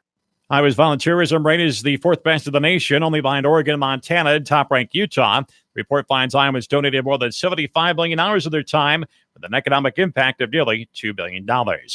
That's local news this evening. From the newsroom, I'm Bob Fisher reporting. And now, a quick comparison from Grasshopper. When a client calls, what do you want them to hear? Your personal voicemail? Hey, you've reached Greg's cell phone. I'm away right now, obviously. Leave a message and maybe I'll get back to you. Or something a little more buttoned up, courtesy of Grasshopper. Thanks for calling Green Landscaping. To make an appointment, dial 1. For billing, dial 2. To speak with Greg Smith, dial There's 3. no contest. Put your best voice forward with Grasshopper, the virtual phone system for small business. Try it free at grasshopper.com. This is AM 1400 KVFD, the voice of Fort Dodge. Dr. Dean Stanzel of Southern Methodist University will be with us in just a few minutes. Let's talk about the weather here. First of all, I love talking about the weather when it's like this. It'll be sunny the rest of today. We may get to 67 and 66 right now. Overnight, some thunderstorms, no big deal. April showers bring Mayflowers and all that. Tomorrow, sunny with a high of 70. You love that. On Wednesday, showers, possibly a thunderstorm with a high of 68. Thursday, some rain, mostly cloudy with a high of 51. Friday, sunny with a high of 60. On Saturday, it'll be sunny with a high of 68. And Sunday, mostly sunny with a high of 71. This is AM 1400 KVFD, the voice of Fort Dodge. Dr. Dean Stanzel will be with us in just a couple of minutes. Obituaries this hour brought to you by the historic Bruce's Funeral Home at 923 First Avenue South in Fort Dodge. You may contact the historic Bruce's Funeral Home by calling 576-5117. That's 576-5117. Mr. Jerome Voss of Fort Dodge has passed away. Jerome T. Voss, 57 years old, died yesterday at the Wakanza Manor. There will be a private family service, and that'll be held at a later date. Online condolences may be left for the family at www.brucesfuneralhome.com. Obituaries this hour brought to you by the historic Bruce's Funeral Home at 923 First Avenue South in Fort Dodge. You may contact the historic Bruce's Funeral Home by calling 515-576-5117 or online at www.brucesfuneralhome.com. Dr. Dean Stanzel will be with us in 1 minute. This is AM 1400 KVFD, the voice of Fort Dodge. The choice of a lawyer is an important decision and should not be based solely on advertising. Sponsored by Case Legal Media. Attention. This is an important message for anyone that has been diagnosed with cancer after being exposed to Roundup or other weed killers. The Internal Agency for Research on Cancer warned that overexposure to Roundup and other weed killers may increase the risk of developing non-Hodgkin's lymphoma. Monsanto, the manufacturer of Roundup, may have known that Roundup and other weed killers were likely linked to organ damage and cancer. This information was hidden from the public as proprietary trade secret since 1981, and Monsanto may have failed to warn of the potential risk of cancer. If you or a loved one has been diagnosed with cancer after being exposed to Roundup or other weed killers, you may be entitled to significant compensation. Call us now at 800-715-3913. Our network of attorneys are ready to fight for you. You'll pay nothing unless there's a recovery in your favor. Call now for a free consultation at 800-715-3913. You must protect your legal rights. Call 800-715-3913. Again, 800-715-3913. Michael Devine, the Doctor of Truth. Does anyone have anything they'd like to confess? That AM 1400 KVFD. That's right. If you have anything you'd like to confess, you'll have to wait for Father Bame later in the week. This is AM 1400 KVFD, the voice for Dodge. And we're on the air with Dr. Dean Stanzel from Southern Methodist University. How are you, Dean? I'm doing great, Michael. How are you? Well, I'm terrific. Dr. Stanzel is a PhD in economics. So if you have an STD, don't call Dr. Stanzel. But if you want to know what tax policy is, Dr. Stanzel is your man. You are with the O'Neill Center at Southern Methodist University in Dallas, Texas. Explain the O'Neill Center, please. Sure thing. The O'Neill Center for Global Markets and Freedom is in the Cox Business School at SMU in Dallas, and it was set up by one of our alums, William O'Neill, who is also the founder of Investors Business Daily newspaper. And we focus on studying the impact of competitive market forces on freedom and prosperity in the global economy. O'NeillCenter.org is ONEIL. Now, on my Facebook page, that's AM 1400 KVFD, you're going to find a post that Dr. Stanzel sent me. This is about tax day. Of course, libertarians like Dr. Stanzel have a different idea of profanity. Taxes is a bad word in their vocabulary, so let's go with it. But today is the tax day, and there are 6 ways the government spends your money. It's like $300,000 on 391 coffee mugs. I want to put in a plug for our own Senator Chuck Grassley, who takes a lot of heat because he's too close to Donald Trump right now. But Chuck Grassley in the 1980s, when he first was elected to the Senate, became famous for pointing out the government at the time was spending $150 on a hammer, a claw hammer, like you could buy in a hardware store for $3 at the time. And he also exposed that the Defense Department was buying toilet seats at $300 a pop. Now, this was 1985.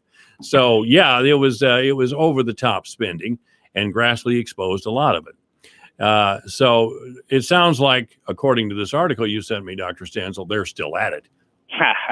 Yeah, they sure are. So according to the folks at the Reason Foundation that put this together, one of the things that money has gone to is $300,000 for 391 coffee mugs. And if you trust the math they did, I didn't try to confirm it, it's about $750 a pop. So that's a lot of money for a coffee cup. And I wonder if you can guess which agency is buying these expensive coffee cups. The DOD? You got it. Thank you very much. Thank you very much. Very special cups that have the ability to, they're made out of metal. They can be plugged into an aircraft, and they can reheat the beverages while you're in flight.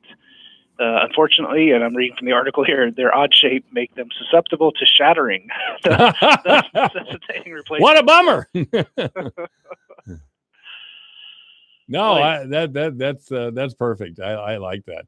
By the way, I get a lot of the articles that Dr. Stanzel and I talk about in my email. It's reason.com, and boy, I'll tell you, it's a great site. And like a lot of sites, they will send you daily or weekly updates on what's happening. So I would recommend it, by the way. Absolutely.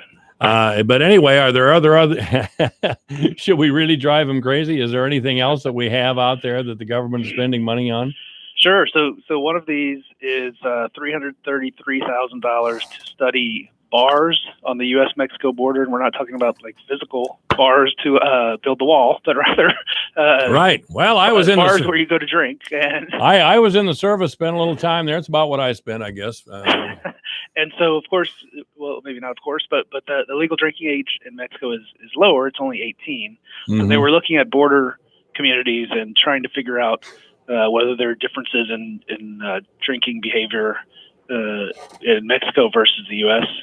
It's not really clear that what the importance of that is, or if there is one.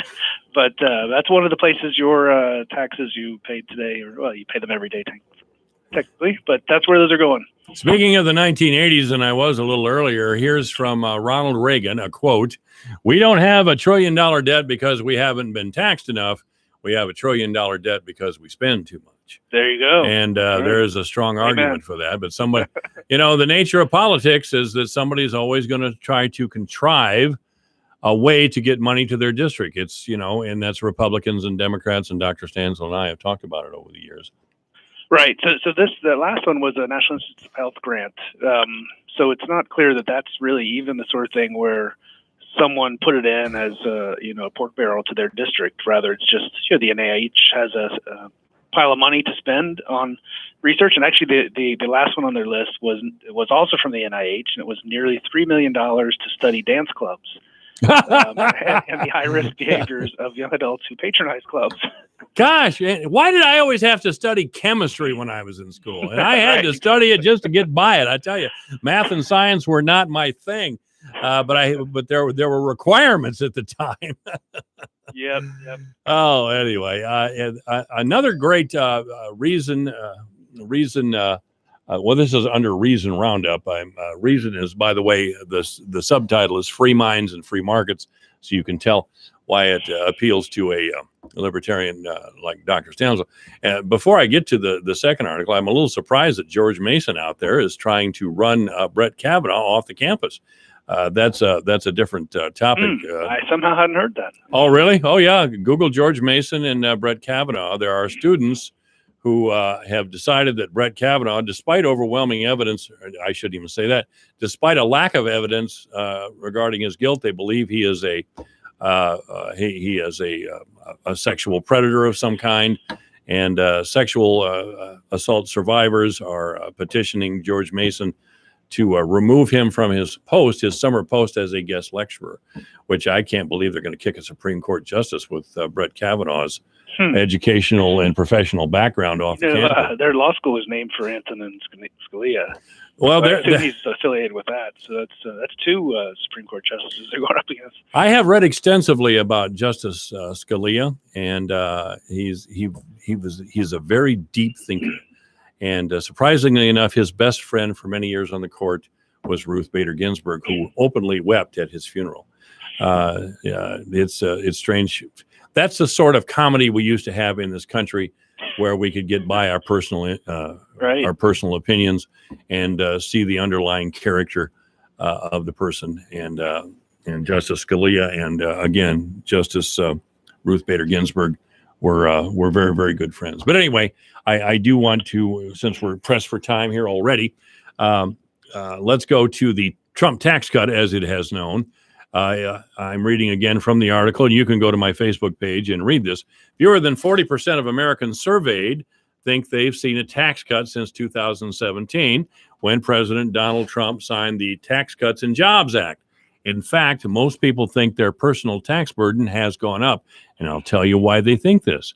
Network television and the big liberal newspapers.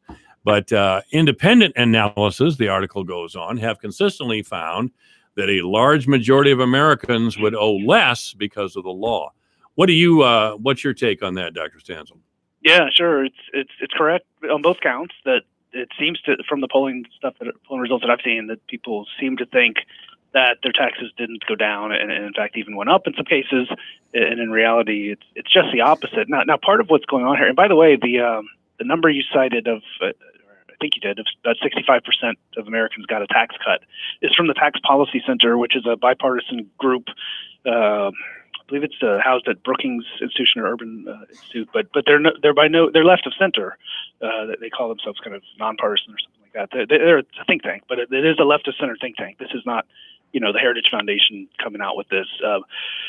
And so part of what happened, Michael, is that, and I would think a lot of your listeners experienced this, is one of the things they did with the tax cut plan is they cut back on withholding, right? So, and part of the design of that was, you're passing this tax cut in January, and you want people to get money in their pockets right away.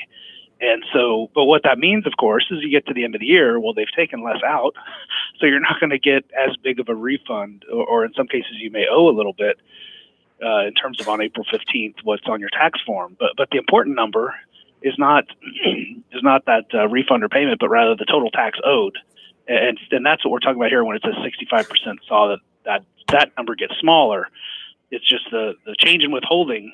And frankly, Michael, if you think about it, that's a good thing. I mean, if you get to the end of the year and you have a $1,000 tax refund or something, all that means is you gave a $1,000 interest-free loan to the government. So getting a smaller refund at the end of the year is better, as long as your total tax payment was lower. It just means you got to keep more of your own money and you got it sooner. Dr. Dean Stanzel, an economist with Southern Methodist University, is our guest. I do want to move on because Dr. Stanzel sent me yet another article. Boy, you're the mother lode of information today. Tax day. Hey, And this one, ladies and gentlemen, is not from Reason. And by the way, did you take a shot at Heritage? Because I think Heritage is a very good information source. What I was trying to point out was it wasn't a partisan source. Oh. Well, I Heritage. think of Heritage is kind of partisan. Well, I think it's the newspaper of choice, the online paper of choice for those who believe in the truth. But anyway, I guess just to appease everybody, Dr. Stanzel here has sent me an article from the New York Times, and here's what the New York Times has to say. Face it, you probably got a tax cut. Oh my God! You mean this doesn't fall into the narrative that Trump is the demon spawn? Apparently not. Yeah, it's true. I mean, it's the same kind of message that this time of year there's a lot of talk about the tax cut allegedly didn't work or didn't actually provide a cut, but these guys kind of spell it out and show that that's just not true. So that seems to be a pretty big concession from the New York Times, I'll have to say. Right, and now this is written by a couple folks who they're not New York Times reporters. This was a piece that was written by outside people, but yeah, they did agree to publish it, and so I know we're short on time, but the Tax Policy Center numbers that I mentioned earlier that were cited in that one article we first talked about. Folks can get that as well, and it shows state by state numbers, like percent that got a tax cut in each state, and the overall, like I said, was 65%. But in Iowa, it was 72% got a tax cut, and overall in the U.S., about 6.3% got a tax increase, and in Iowa it was smaller, only about 5.1. So you guys did pretty well in Iowa compared to the rest of the country, at least. Well, we really don't like taxes that well in Iowa. I mean, we really don't like an overweening central government either, although we can't bring any discipline to our Supreme Court through the ballot box. We're still working on that. But anyway, Dr. Stanzel has sent me yet another article by Mr. Mark J. Perry. Is he a friend of yours or a colleague? Or he's a colleague in that he's a professor of economics. Right. He's a George Mason graduate. He was before my time a little bit, but I know him a little bit. I've corresponded with him. I don't know if I've met him in person or not, but we've emailed back and forth on some things. Okay. He does really good work. He has a blog with it. He's with AEI also, as well as being a professor, and does a blog with lots of charts and graphs on taxes that I like. And AEI is what? Oh, sorry, American Enterprise Institute. They are a conservative-leaning think tank in D.C. All right. So, is he Dr. Perry or how? Yeah, well, okay. he's a PhD economist. PhD, okay. And you can find this on my Facebook page. Dr. Mark J. Perry has some thoughts, facts, and charts for tax day. And again, today is tax day. Bring us back to 1913, says the article, or better yet, bring us back to 1912. Now, why would he say such a thing? 1913 was the first year that people had to pay income taxes. Oh! 1912 was the last year they didn't. So. And he's got a little a graphic there. I guess I don't know if it's a PDF or what have you, of the first tax form, and it's just one page, but very simple form that would be nice to see again someday. Now, I'm trying to remember who was president in 1912 and 1913. I would be surprised if it was Woodrow Wilson, because he was kind of a conservative Southerner. It could have been Teddy Roosevelt, I suppose, or maybe I don't know. But I would really love William Howard Taft. William Howard Taft. Google, yeah. Okay. I just had that on the tip of my tongue there. Our conversation has inspired me to find a little history on the income tax. Go. Do you know anything like that, the history of the income tax in our country? I mean, not a lot. I know that there were issues with constitutionality of it, and it initially was found unconstitutional. But yeah, off the top of my head, I don't know a great deal more other than the form was very simple. The top rate was I believe 1%. Right. And that was only on no, I'm sorry. It started at 1%. The top rate was 7% on incomes above $500,000, which in today's dollars is like 13 million. Right. So it was a rate very few people were paying. But yeah, it was a very different system. And back then, initially, of course, they didn't have withholding at all. People had to write out a check or pay cash or whatever. And that was, in some ways, it made it more visible, Michael, because one of the things that withholding does is it makes, people get to the end of the year and they're like, oh, I got a big rebate. So, happy day. But you got to look at that other number on your 1040, total taxes. We're going to have to go, Dean. Our guest has been Dr. Dean Stanzel with Southern Methodist University and the O'Neill Center. Thank you, sir. Yep, thanks for having me on. Thank you. This is Chris Heslop with Star Energy FS. I understand that time is a precious commodity, especially when it comes to your operation. That's why I am dedicated to be the best at providing business solutions for your operation. FS proudly supports the local communities we serve and is committed to helping your operation continue to run smoothly so that you can spend more time with those you care the most about. Star Energy FS is your local, reliable supplier for fuel, lubricant, and propane needs. FS, the people and the products to take you further.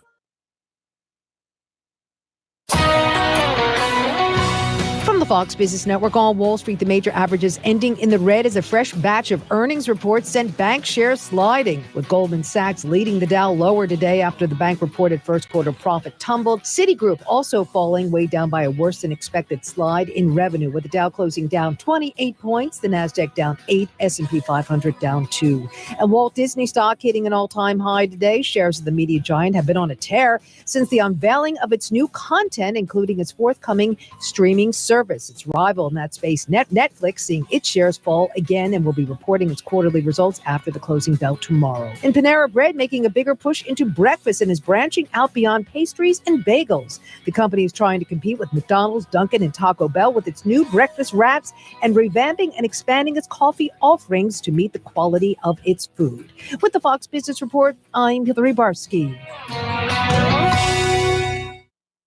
Prescription products require an online physician consultation and are only available if the physician determines a prescription is appropriate. See website for full details. Hey guys, good news. The expensive little blue pill is now generic, which means you can get the prescription medication to treat ED at affordable prices. And now get your first month supply for just $5 at 4hims.com/Chris. Hims connects you with real doctors online who can prescribe the medication, and a pharmacy sends it right to your door. So easy. To get your first order for just $5, you need to go to 4hims.com/Chris. That's 4hims.com/Chris.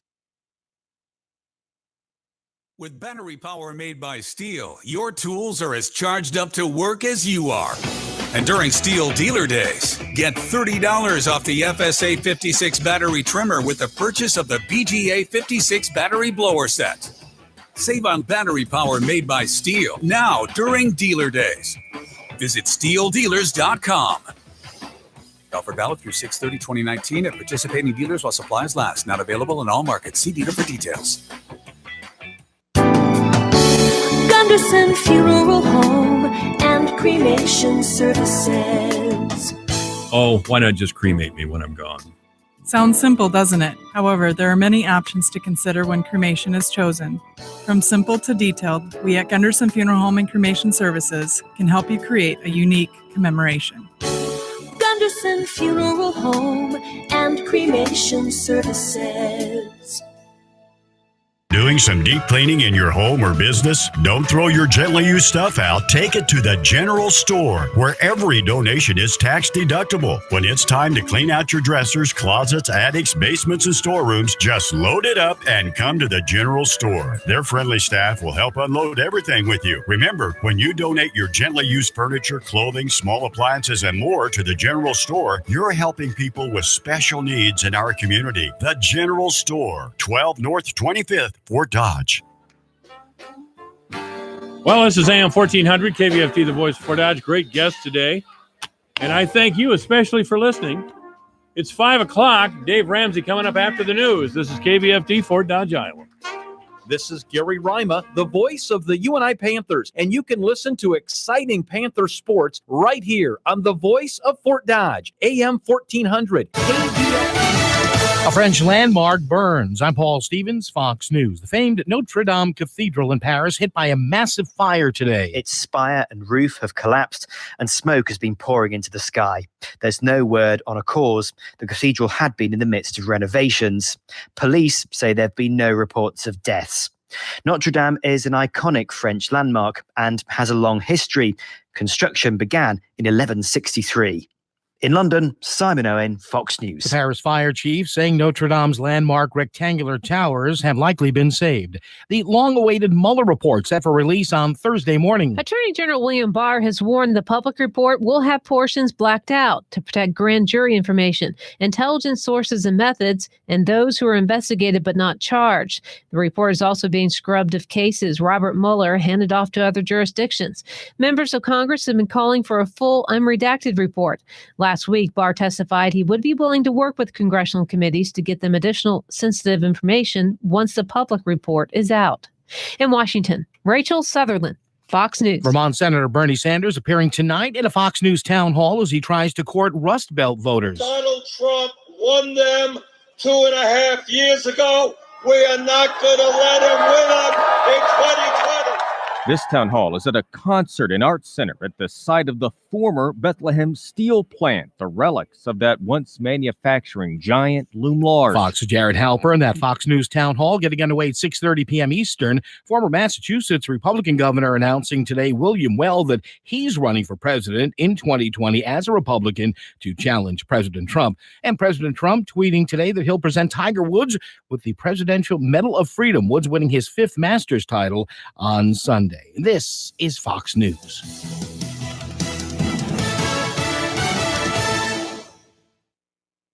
Hi, I'm Jay Farner, CEO of Quicken Loans, America's largest mortgage lender. Spring is prime home buying season, so if you're thinking about buying a home, right now is the time to lock a low rate, which can save you money every month on your new mortgage. With our exclusive Rate Shield approval, the low rate you lock today is protected for up to 90 days while you shop for your new home. With a Rate Shield approval, if rates go up, your low rate stays locked. But if rates go down, you get that new, even lower rate. Either way, you win. Talk to us today at 800-QUICKEN or go to rocketmortgage.com to take advantage. Here's another great reason to work with us. For a record 9 years in a row, J.D. Power has ranked Quicken Loans highest in the nation in customer satisfaction for primary mortgage origination. Again, to lock in today's low mortgage interest rate and get the security of our exclusive Rate Shield approval, call us today at 800-QUICKEN or go to rocketmortgage.com. For J.D. Power award information, visit jdpower.com. Rate Shield approval only valid on certain 30-year fixed-rate loans. Equal housing lender. Licensed in all 50 states. NMLS number 3030.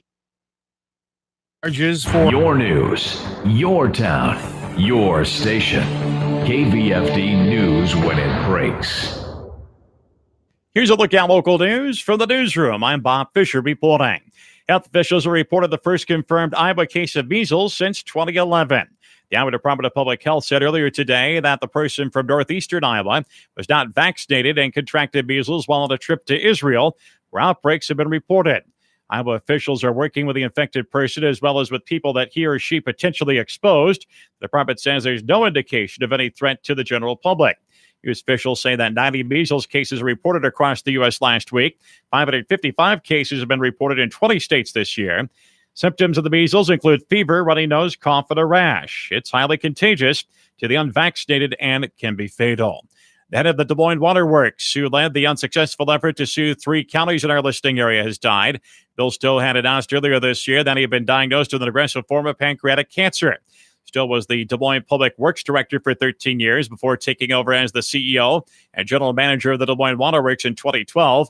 Stowe sued Buena Vista, Calhoun, and Sac counties in 2015, claiming drainage districts in those counties acted as conduits for nitrates to move from farm fields into the Raccoon River, one of the 2 sources of drinking water for 500,000 residents of the Des Moines metro area.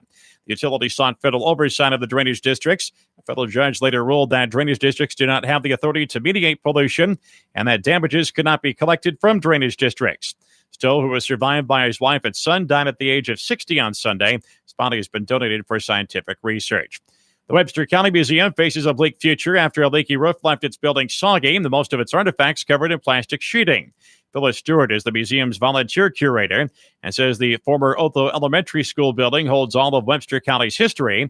Stewart says that museum cannot open this spring because of the water and mold issues.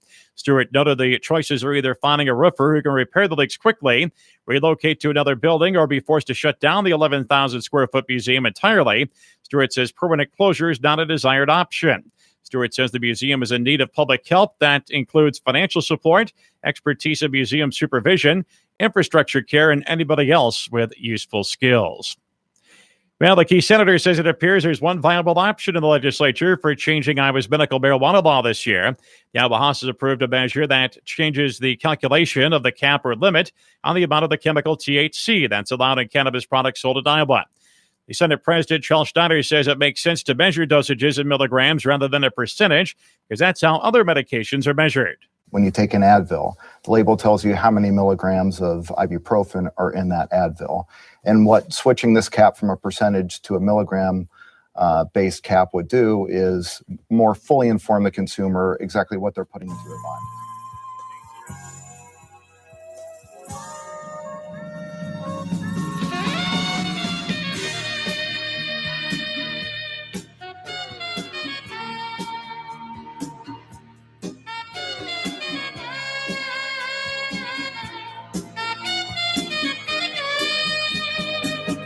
Live from the headquarters of Ramsey Solutions, broadcasting from the Dollar Car Rental Studios, it's the Dave Ramsey Show, where debt is dumb, cash is king, and the paid-off home mortgage has taken the place of the BMW as the status symbol of choice.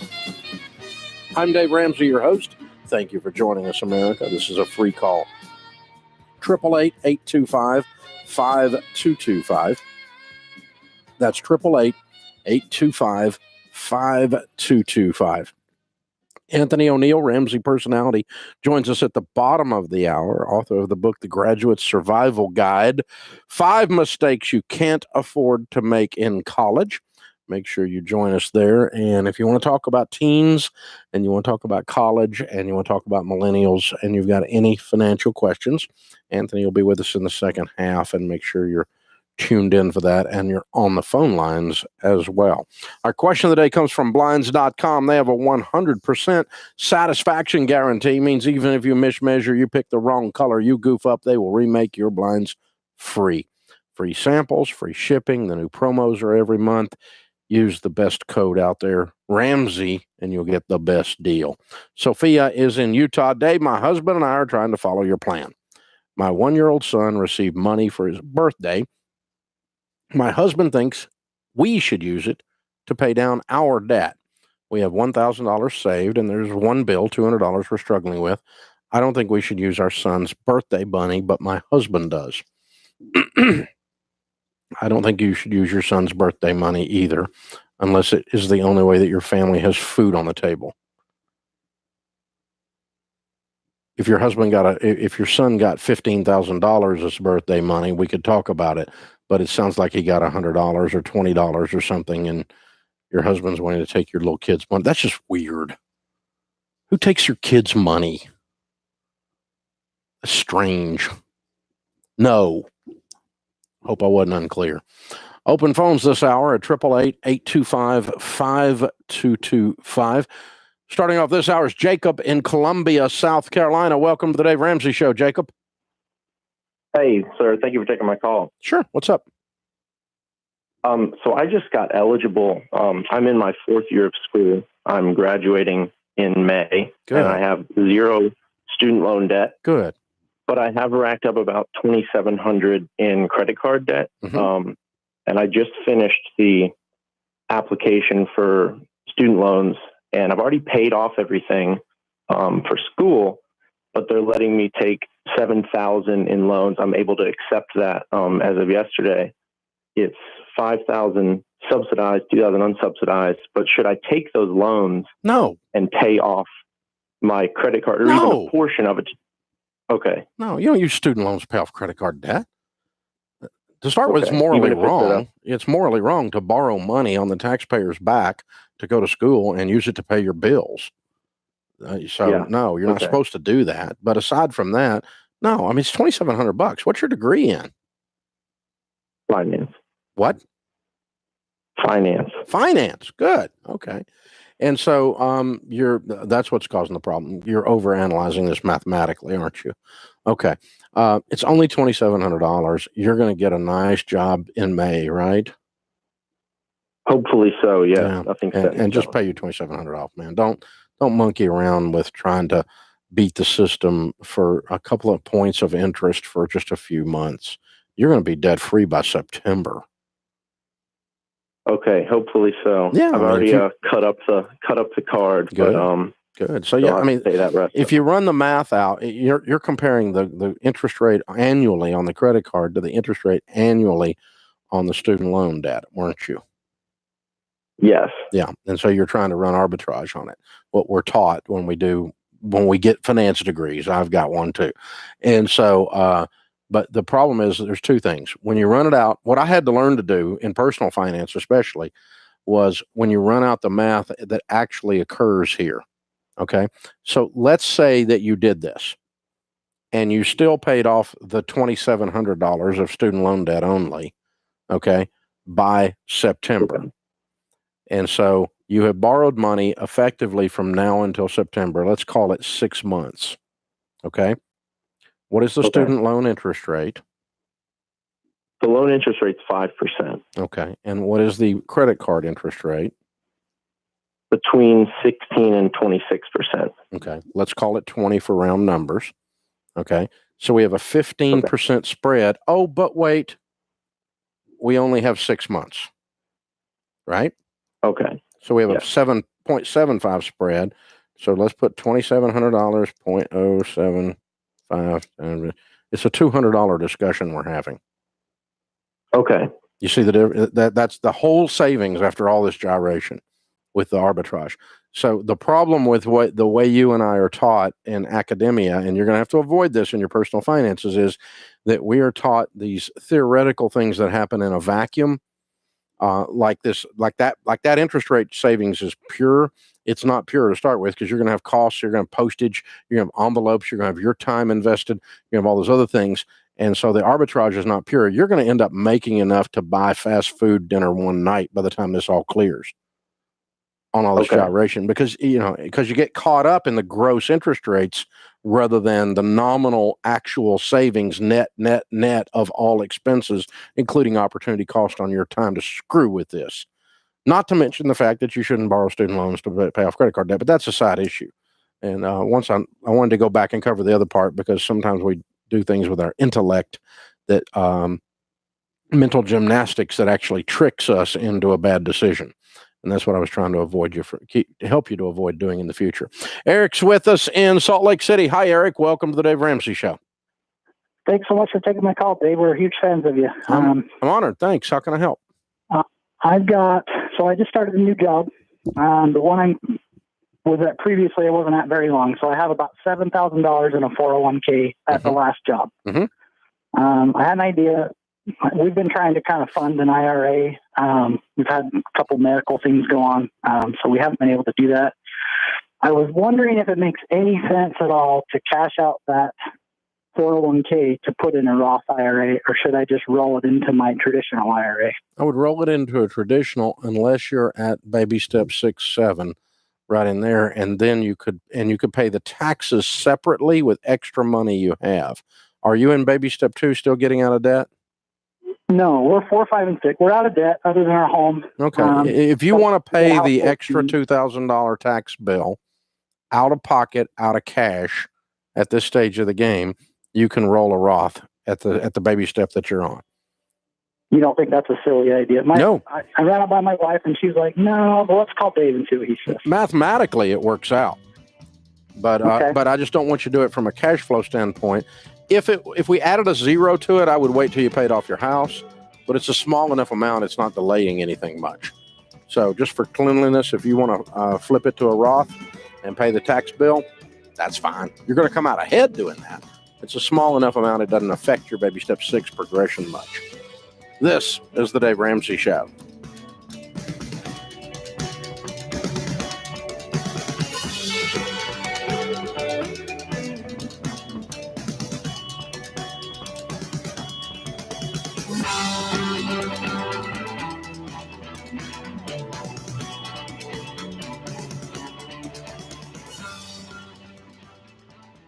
Business leaders, let's talk about my friends at ZipRecruiter and how you need them to help you hire your rock star team. Hey, I get it. Hiring can be challenging, but there's one place you can go where hiring is simple, fast, and smart. A place where a growing business like yours can connect to qualified candidates. That place is ZipRecruiter.com/Dave. ZipRecruiter does the hard work for you. They send your job to over 100 of the web's leading job boards, and then their powerful matching technology scans thousands of resumes to find people with the right experience and invites them to apply to your job. So you get a qualified candidate fast. In fact, ZipRecruiter is so effective that 4 out of 5 employers who post on ZipRecruiter get a quality candidate through the site within the first day. And right now, my listeners can try ZipRecruiter for free at ZipRecruiter.com/Dave. Hey, this is Rachel Cruz. Dad has always drilled into us that you can buy quality things and still get a great deal. That's why I love Tuft & Needle mattresses. Tuft & Needle offers amazing mattresses for every budget. And now they have a brand new mattress called Mint. They took their best mattress and made it even better. It's incredible. Try Tuft & Needle for 100 nights risk-free at tn.com. That's tn.com. And remember, it ships for free. That's tn.com.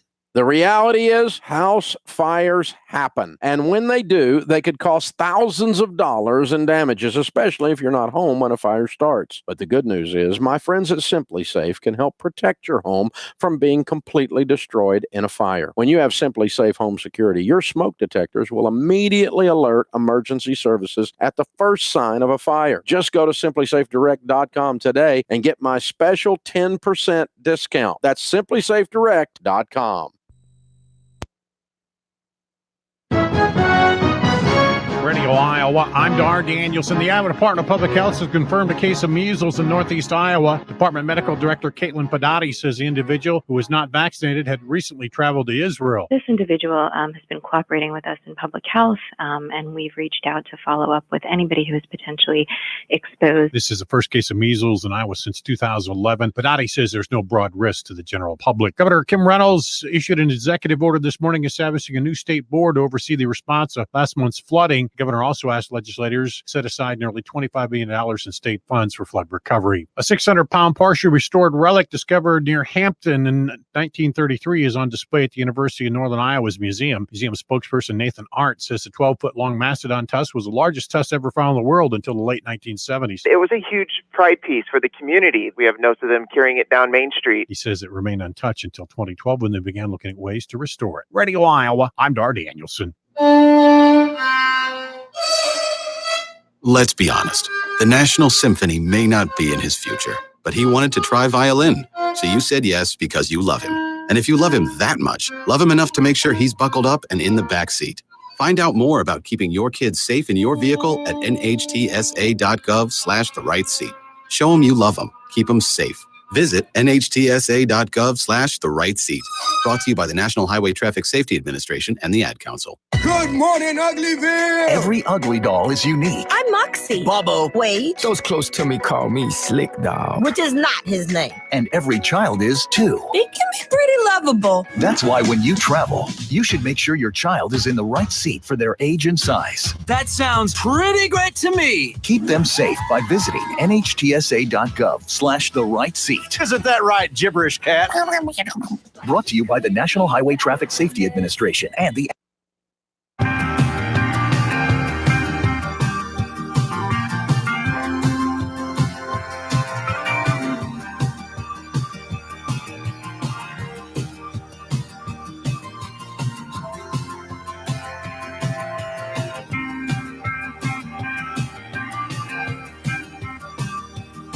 Anthony O'Neill joins us at the bottom of the hour, Ramsey Personality, to talk with you about your money, you and your teen, your college student, your millennial, or if you are any of those, you call and he'll be here for you. 888-825-5225. Journaling can make you a more content person. Did you know this?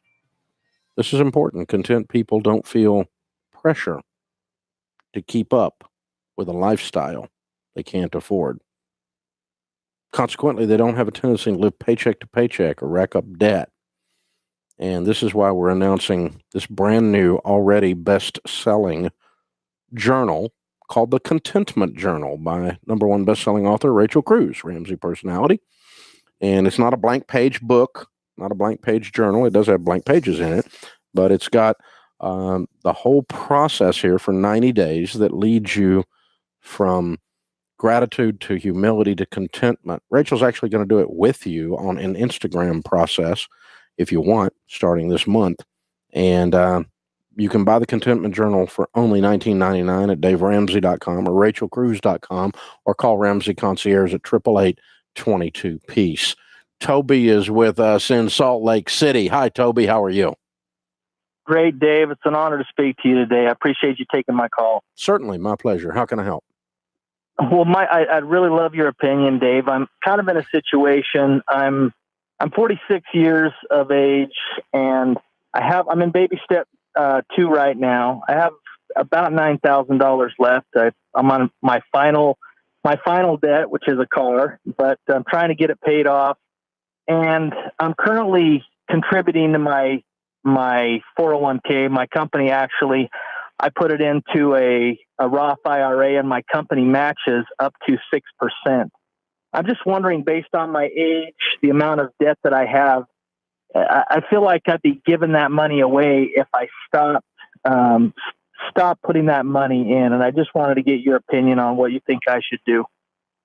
Well, we've told people for 20 years to stop investing while they're getting out of debt in baby step 2. As a matter of fact, that is the definition of baby step 2. So you're not even in baby step 2 right now. You're just working on your debt. But baby step 2 is you stop all investing and completely focus. And your feeling about losing the money is absolutely correct. You are losing the money, but it's for a very, very short period of time. And what we have discovered is that money is not unlike anything else in life. What you focus on is what you win at. People don't become successful at something, wealth building or other things, without focusing on it. They don't successfully become debt free without focusing on it. You eventually will wander out of debt, but the complete unbridled focus is the big issue here. Are you married? Yes, sir, I am. The reason you are is there was one point when you were dating her that you were so completely absorbed with her that you were focusing. And to the exclusion of everything else. Actually, the unhealthy exclusion of everything else, probably for a short period of time. But that wasn't unhealthy, because that's the proper way to work through a courtship and establish a connection that you get married, and you stayed married all these years because of that. And so that's, what you focus on is what you win at. And you can do whatever you want, but that's what we teach, and that's what has worked for so many millions of people for so long. Haley is with us in New York. Hi, Haley. Welcome to the Dave Ramsey Show. How are you? Hi. How can I help? So I'm 17 and I'm about to head off to college in a couple months. Mm-hmm. And I'm out of state for my school. So after my scholarships, and it comes to about $30 a year. And my parents collectively make about $320 a year, give or take. And not to sound ungrateful, but I knew from a young age that they weren't going to contribute to anything for college for me. So I was wondering how I would go about the federal loans, because we didn't qualify for any of the student ones. Your parents make $320,000 a year, and their plan for you is to go into debt to go to college. Yeah. I don't think I need to be talking to you. I think I need to be talking to them. That's absurd. I know. My dad, we've discussed it a little bit, and he makes primarily most of the money. He makes about $280 or $260. The thing is they just bought a second house last year, and they're older than most parents, so they're planning on retiring probably within the next 7 to 10 years. So my mom is just saving all of her money for that, rather than Well, that's sweet. They bought a second house so they can't afford to send their kid to college. Yeah. That's some screwed up value system. See, that's what I mean. I should be talking to them instead of talking to you, darling, because I am not going to tell you at 17 years old here on the radio to go into debt to go to college. I think there's other stuff going on here. And I know you've got your heart set on that particular school and this particular path, and your family is going to do what your family is going to do. But you call me here on the air and ask me what I would do. I would challenge your parents, and it's not that you're ungrateful. I can't possibly imagine making $320,000 a year and not sending my kid to school, letting them go into debt to go to school. I can't imagine that. That doesn't occur to me. My children are more important than my second home. It just doesn't calculate well with my value system. So you probably need to sit down and talk with them and get a different understanding, and you need to get some other coaching in detail on how you might head off to school, a different place where you can afford it without student loans. Because I'm not going to tell you to go into student loan debt, kiddo. It's the 30-year-old version of you is not going to like the 17-year-old version of you that made these decisions, which you're apparently making by yourself as well, which is also bad parenting on your parents' part. They should be in there helping you make decisions to not go into student loan debt, in addition to helping you financially. So that's what I would tell you to do, is try to get some help from some coaches, some counselors, and your college choice, and where you can, the cheapest place you can go if you've got to pay for it yourself, and what kind of jobs you can line up and what kind of scholarships you can line up so that you can go to school without going into debt. Open phones this hour at 888-825-5225. I wonder what Anthony would have said about that. We'll know in just a few minutes. He'll be on with us, and we'll ask him his opinion about that. He might be nicer than me. He might not have drunk as much coffee as I've drunk today or something. I don't know. Dave Ramsey's such a jerk. Yeah, that's me. That's me calling out somebody making $320 a year, not sending their 17-year-old kid to college. That's me. I'm a jerk. I just called him out. So just put me under the jerk label if that's how you do it. Robert is with us. No, he's not, because I'm heading into a break. All right. I'm just distracted.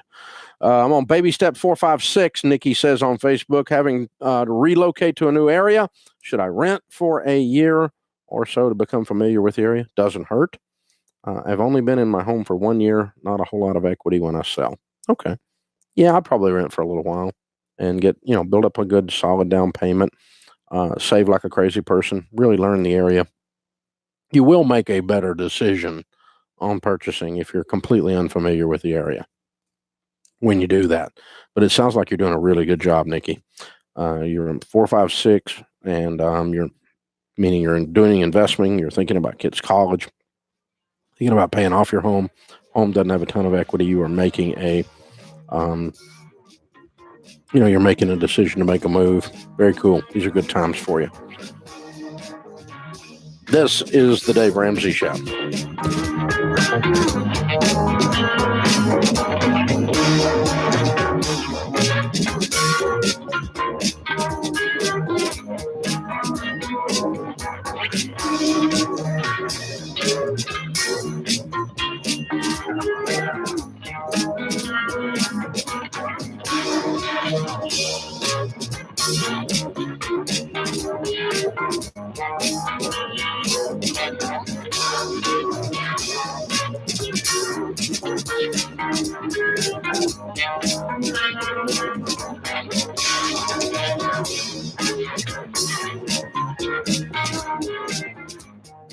One question I get asked all the time is, do I need life insurance? Listen, the whole point of life insurance is to replace your income for someone who counts on you. So if you have a spouse or you have kids, yes, you need term life insurance. It's the only way to protect them until you're out of debt and have built up your wealth. You're only digging a deeper hole if you waste money on cash value plans, since it robs you of the ability to make real progress. And that's why I send you to Zander Insurance, and I have for 20 years. That's where I get all my insurance, and they only offer the plans I recommend. It is not expensive. It's not complicated, and Zander will be there as your guide every step of the way. Visit Zander.com or call 800-356-4282. You need to get this taken care of. I can give you the advice and I can tell you where to go, but it's really up to you to take that important step to get your family protected. That's Zander.com or 800-356-4282. 4282.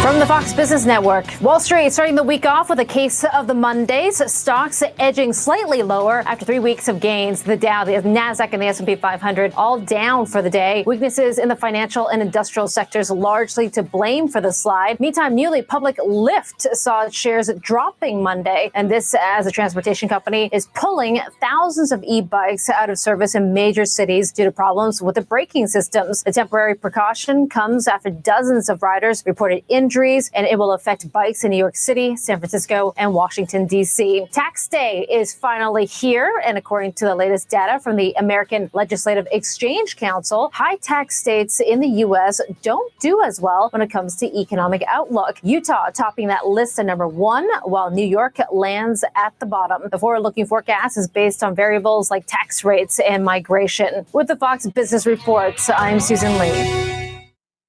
Prescription products require an online physician consultation and are only available if the physician determines a prescription is appropriate. See website for full details. Hey guys, good news. The expensive little blue pill is now generic, which means you can get the prescription medication to treat ED at affordable prices. And now get your first month supply for just $5 at 4hims.com/Chris. Hims connects you with real doctors online who can prescribe the medication, and a pharmacy sends it right to your door. So easy. To get your first order for just $5, you need to go to 4hims.com/Chris. That's 4hims.com/Chris. Today, business happens here, and virtually anywhere. Because today, innovative companies are reinventing the way business happens, and they need people who can keep up. With the expertise and technology to get packages to over 150 million delivery points. So, who can help you deliver the future of commerce? The United States Postal Service. See why we deliver more e-commerce packages to homes than anyone at USPS.com/future. When severe weather threatens, keep it here for the Severe Weather Advisor. Brought to you by Creative Signs and Graphics Fort Dodge. For signs, decals, vehicle graphics, magnets, logos, customized documents, and more. If your business needs it, Creative Signs and Graphics can make it. And a stitch above the rest embroidery, Fort Dodge. Step out in style with quality brands, timely turnaround, and professional service. A stitch above the rest. Embroidery professionals worth finding. Remember, when severe weather threatens, stay with your friends on KVFD. Lots of investment firms talk about customizing a portfolio to your needs, but they may only look at one or two aspects of your financial situation. Creative planning is different. Our financial planning-led approach considers your entire financial picture. That's the only way to create a comprehensive plan that works uniquely for you. Call 866-CREATIVE or visit creativeplanning.com to learn more. Investment strategies recommended by Creative Planning are not assured of earning a profit or avoiding a loss in declining markets. With battery power made by Steel, your tools are as charged up to work as you are.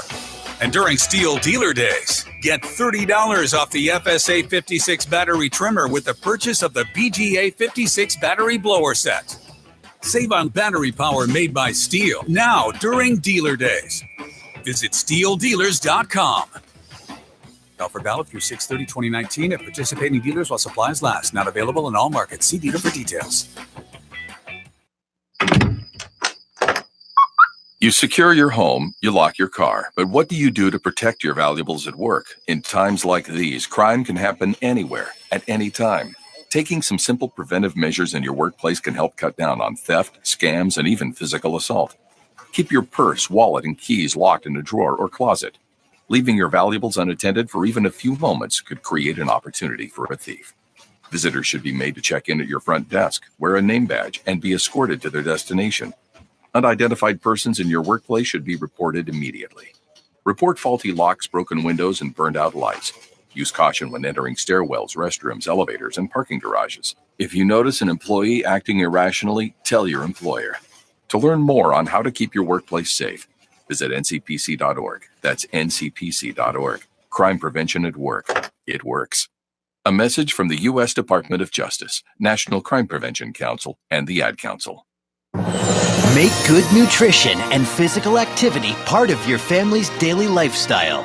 Be our guest to healthy living and visit letsmove.gov to learn more. Brought to you by Let's Move, the U.S. Department of Agriculture and the Ad Council.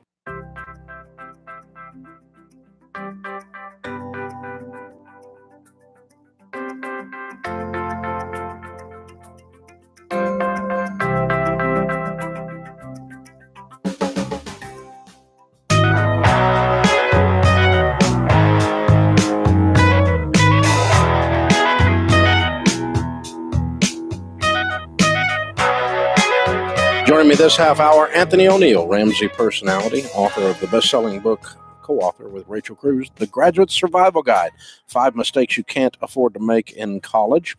And, of course, he's the guy, the inventor of the Teen Entrepreneur Toolbox, a box of teaching aids to teach your teens how to start and run a business, how to start making money and learn skills that they can use in the real world. Welcome back, Anthony.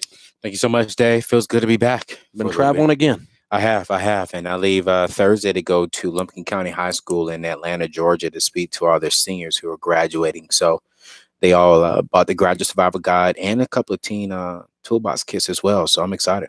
Fun stuff. Okay. Were you in the studio when I had was. that call a minute ago? Yeah. I'm sorry. I just can't figure that out. Of course, you and I didn't come from parents that made $320,000 a year, so we don't know how to deal with that. Yeah, but it's still stupid, Dave. I mean, a parent that makes $320,000 would rather get another house than send your kid off to college.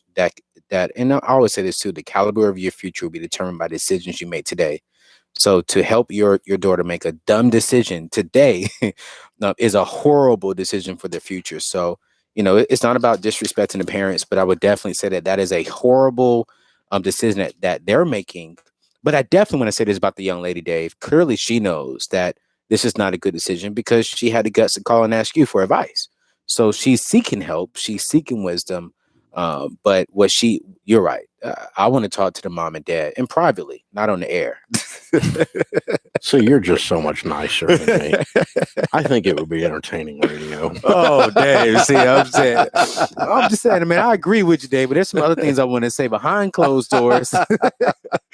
This wouldn't be so good on the radio. And I don't want, you're Dave Ramsey. I'm Anthony O'Neill. So you can get away with things that I can't. It's just because I have for so many years. That's the only reason.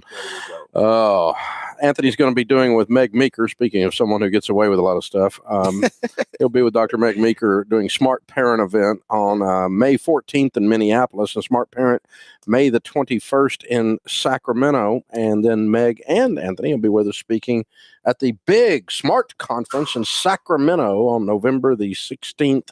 That one's going to be a home run. These Smart Parent events are brand new, and you can still get tickets to all of those. Now, what do you think Meg would say about that idea? Well, Meg is going to be much nicer than both you and I combined, but she would definitely say that's a horrible decision as well. Yeah, she won't be as blunt, but she will. Well, she'll yell at them and make them feel horrible with such loving words. Me and you said that's stupid. America's mom can thump you, and you didn't realize you were being thumped.